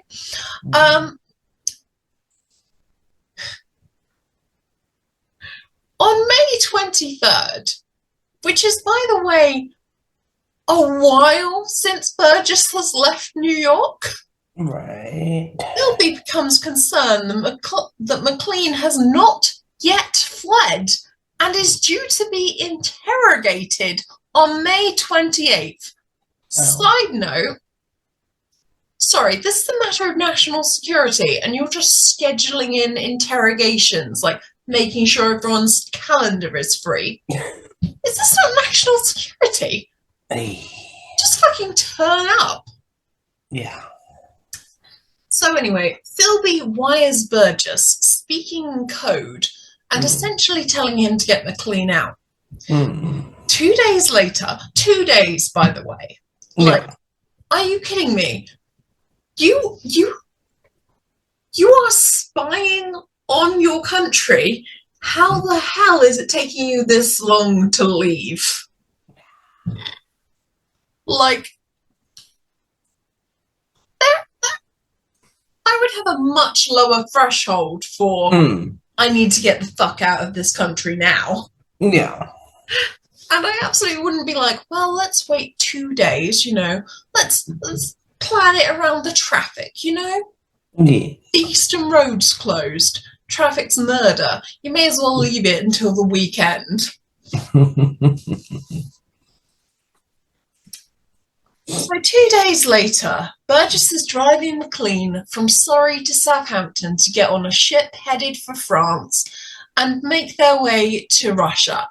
I presume by just getting to East Germany, but it doesn't matter. Now, Burgess originally intended to get McLean out of the country and not openly defect as well. Like, he planned to come back. Right. So, to be clear, he planned to get on the ferry to France, and then I don't know whether the plan was, here's the car, I'll go back as a foot passenger, and I'll just be like, oh no, I was in Southampton for a day. Or, like, drive him right up to the border of Russia and, like, dump him off in one of the Soviet states. It's unclear. But tell me, Sarah, how does it look if you aid a double agent in escaping the country? Well, you're guilty as heck. Yeah, it doesn't exactly scream innocence, does it? No. I am trusted with national security secrets, despite the obvious flaws already. That big fucking red flag. But I have also decided to aid someone that was the subject of investigation about leaks to the Soviets. Aid them in escaping Oh dear. to the USSR. Idiot. All right. Yeah. Cool. Gonna turn out really well for you there, Paul. Now, it will not surprise you, but Philby is under suspicion again. No shit.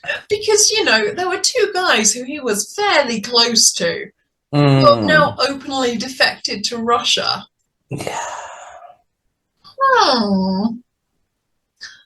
Honestly, I'd say it's probably preferable to him having to babysit Burgess anymore. It's probably like, yeah, I might swing for this, but at least I don't have to go to Burgess anymore and wonder what he's going to do. So Philby returns to England and resigns in July. He is then interviewed by MI6, and basically he leans into the stammer that he had as a child, hoping to fool the investigator. Like, you know, he'll just be like stumbling over his words. And basically how I did in the episode recap. Yes.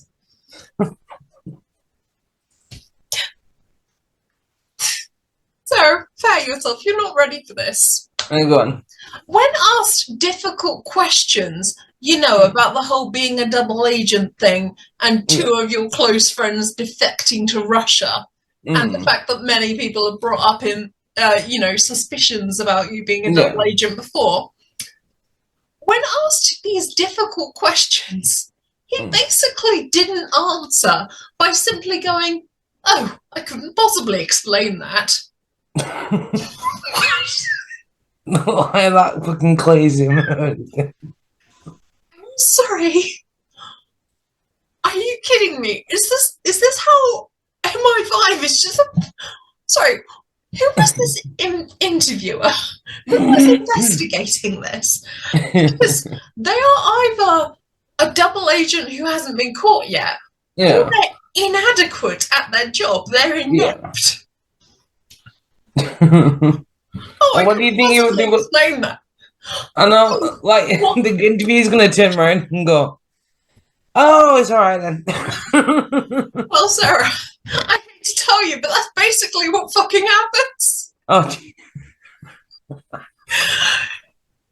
Just imagine. Sarah, I noticed that there have been a lot of leaks of sensitive information to our enemies, and you were one of the people trusted with this information. Yeah. And several people have brought up to us in advance that you've been doing suspicious things for ages. And aren't you also very close with Burgess and McLean, two people that have just defected to Russia? Oh, I couldn't possibly explain that. That's basically it. And he's like, "Okay, bye." All right. Well, old chap, I'll don't be worry. I'm...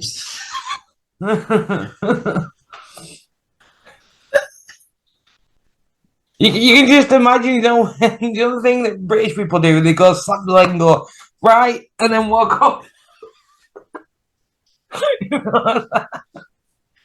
It's like, I can't believe this is being taken seriously. What do you mean? Oh, dear. Imagine if I was even held in a police station because I'd say I'd shoplifted something. Yeah. Well, how did the chocolate bar end up in your bag? Oh, I couldn't possibly explain that.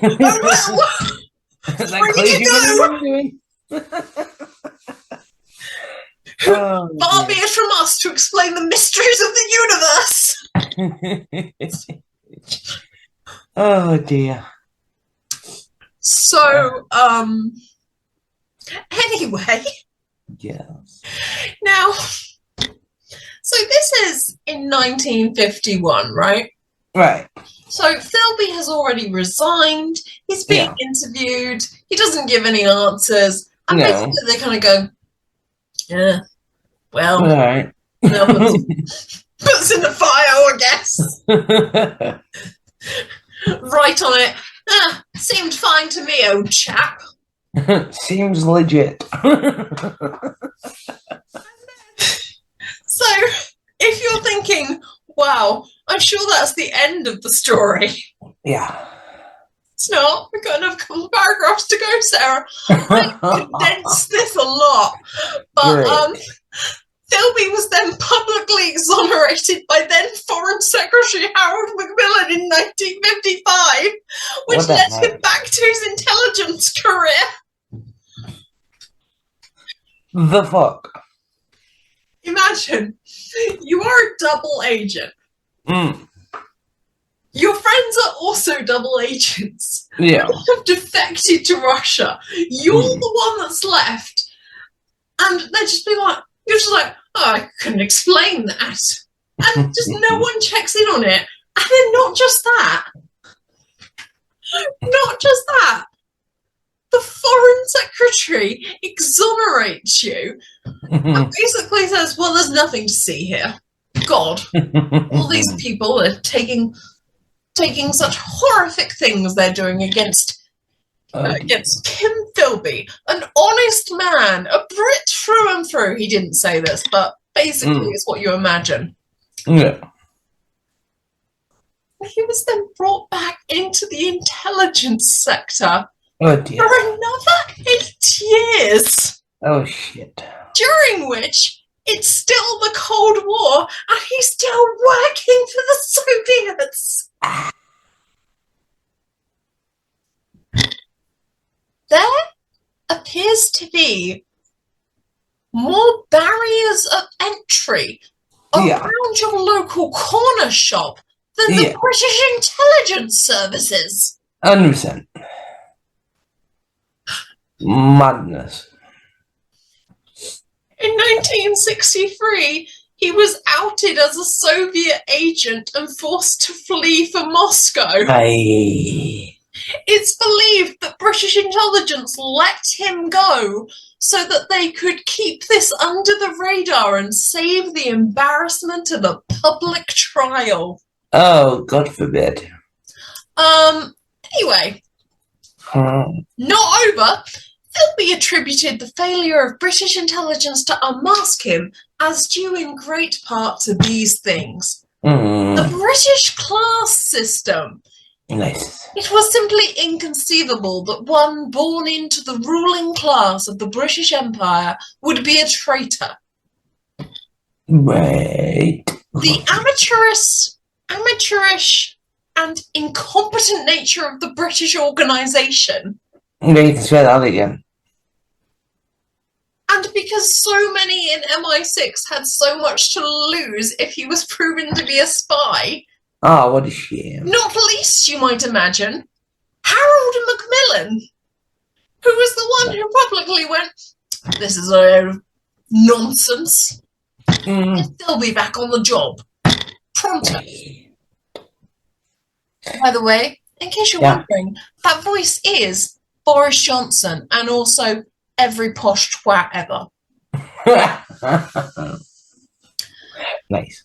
Unfortunately for Philby, he's not going to have the same life in Russia that he does in England. No.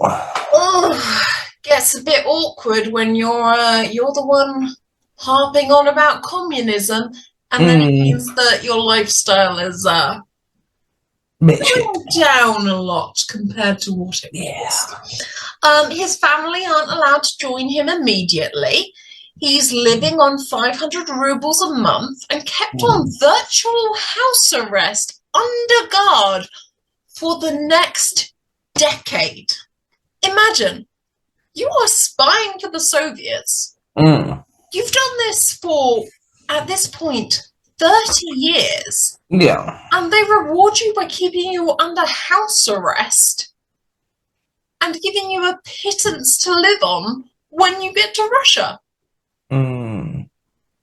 I mean, I'll be honest, I think it might not have been worth it. No. The glorious workers' revolution hasn't exactly come to pass. No. Anyway, so if you were under house arrest, Sarah, what would you do? Sleep. Maybe write a book.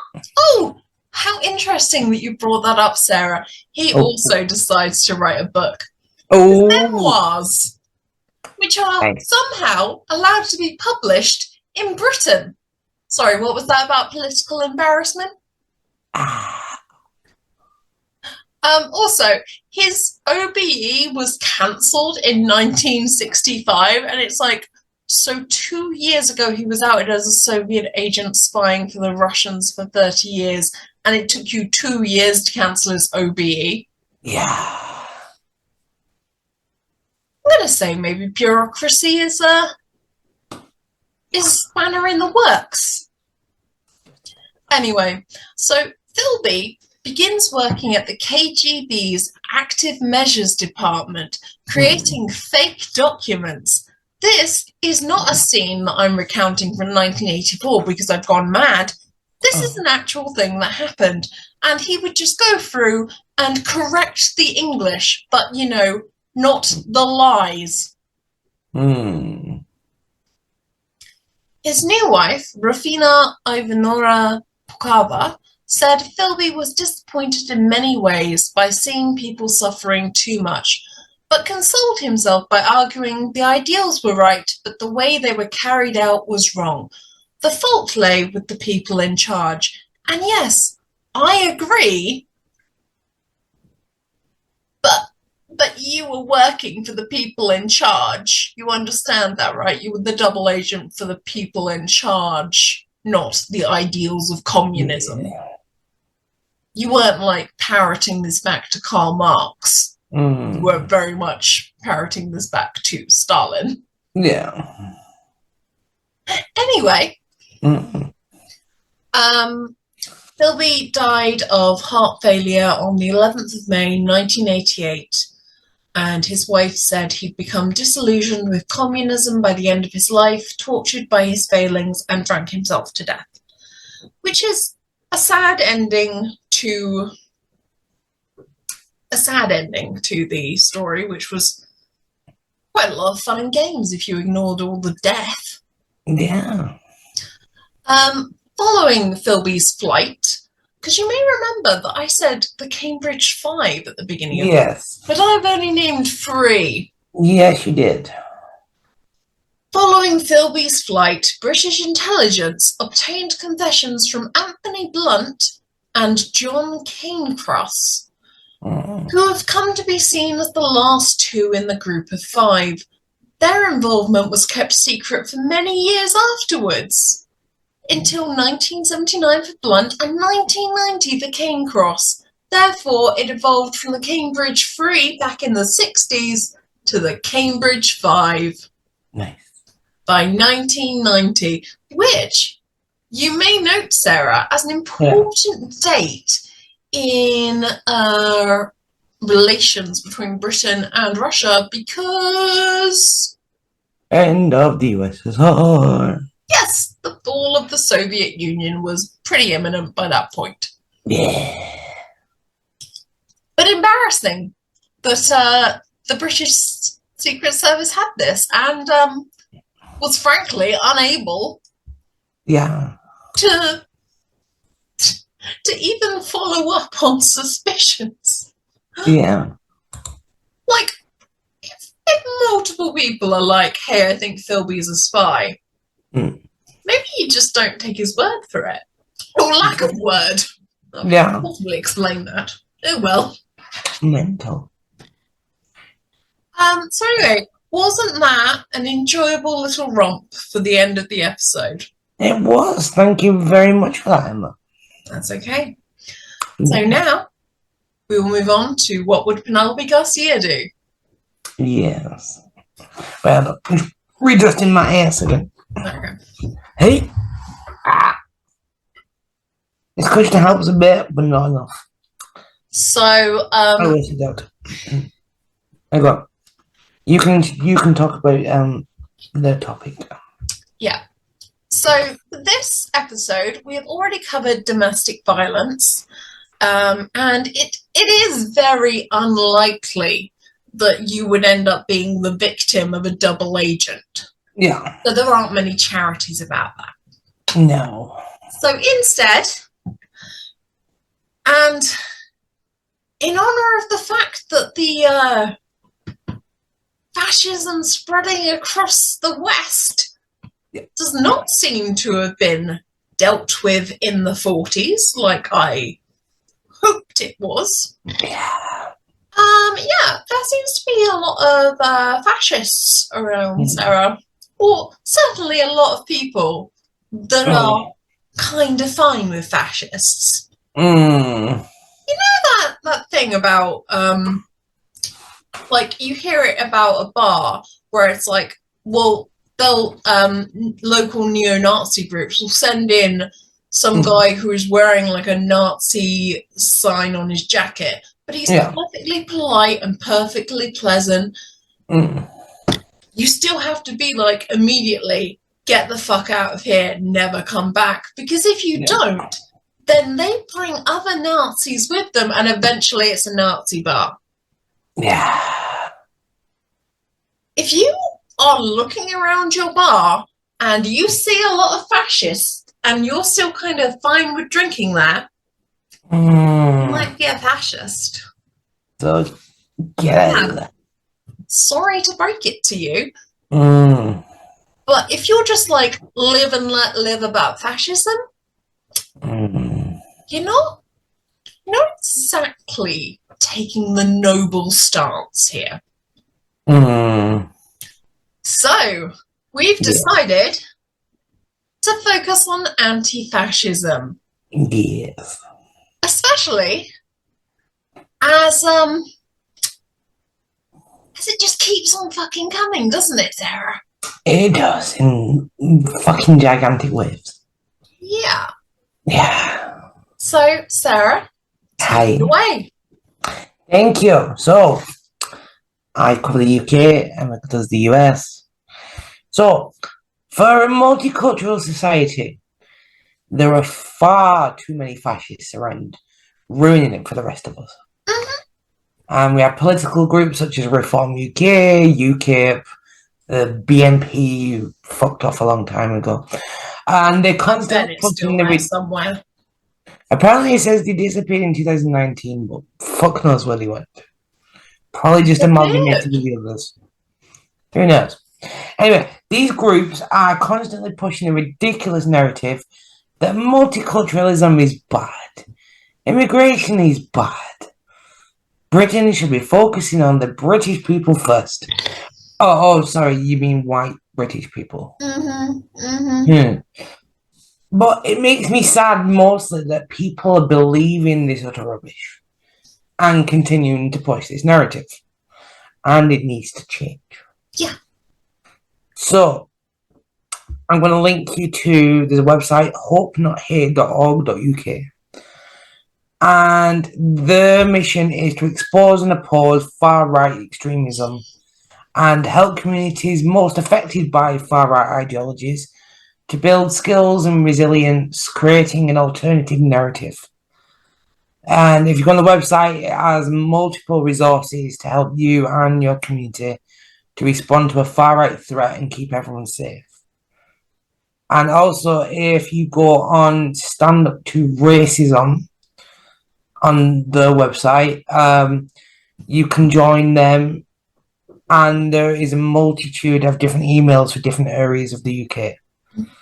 So if you go on there, find your area, send them an email, you can join them and help change the narrative.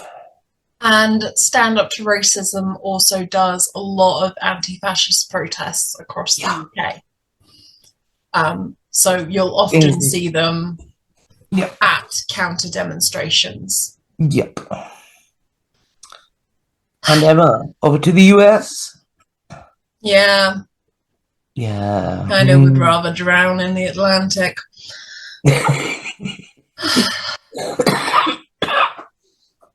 So, US President Donald Trump, who you might remember from the beginning of this episode as the shit juggler. Yeah, he also looks like a What's-It, but never mind.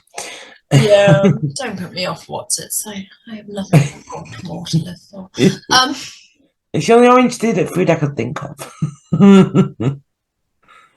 Anyway, carry on. Donald Trump signed an executive order designating Antifa a domestic terrorist organization. Fuck you. Because I have to assume he considers himself a fascist. I mean, if you oppose anti-fascism, then logically you have to approve of fascism. And I'm just saying, my granddad fought a war against fascists. I have medals downstairs. He's been dead since the 80s, but I bet he could still kick Donald Trump's bone spar ass. So I'm going to link you to a website which is veteransfightingfascism.org. So it formed in the aftermath of the January 6, 2021 insurrection, something that I think we moved on from pretty fucking quick. Yeah. Because if you read this in your history textbook, right? The president lost an election, riled up his supporters, incited a riot that was going to hang his vice president and murder members of Congress. Yeah. You'd be like, okay, so he was in prison for the rest of his life, if not hung right there. No. On the Capitol steps.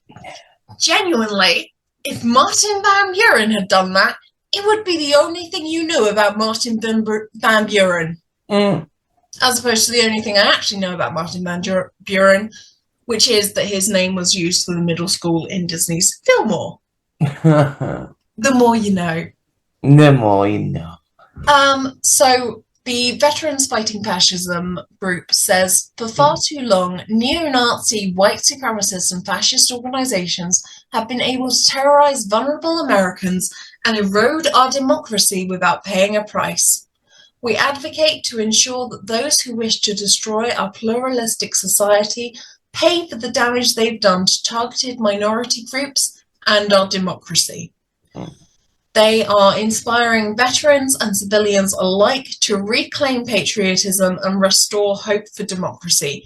They are training veterans to engage in counter-extremism research and operations through the Task Force Butler Institute. And one of the quotes on their website is a quote that I really fucking love now. It's from United States Marine Corps Major General Smedley Butler in 1934. My interest is, my one hobby is, maintaining a democracy. If you get these 500,000 soldiers advocating anything smelling of fascism, I am going to get 500,000 more and lick the hell out of you. I would also like to cite refusefascism.org. They work to unite all Americans from different backgrounds and political perspectives to join in mass non-violent protests and resistance against fascism.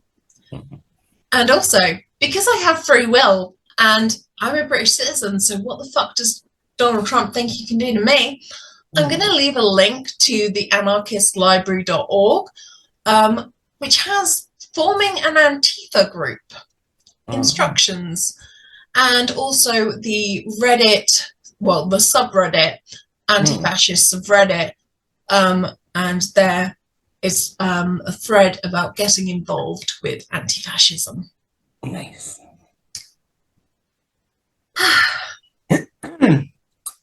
And that's all for this week. We'll come back next week when we'll be talking about Criminal Minds Season 1, Episode 22, The Fisher King Part 1. The final episode of this season.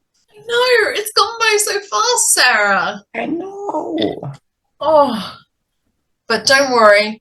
We'll be back as soon as possible afterwards with Season 2. Yes. We don't know how long our break's going to be yet. But we will keep you informed. We'll figure it out by the next time we record. Yes. While you're waiting for the next episode, why not follow us on social media? We're on Instagram at Looking for a Man in His 30s Pod, Tumblr at Looking for a Man in His 30s Pod, or you can email us at lookingforamanhinhis30s@gmail.com. All 3 times, 30s is spelled out. Don't put 30 or you might get one of those bots that Instagram clearly thinks we are. Yeah. And you can also rate and review us on whichever platform you're using to listen to podcasts. And if you're watching us on YouTube, please like the video, subscribe, and hit the bell notifications. It really helps more than you know. Until next time. This case is closed. Boom!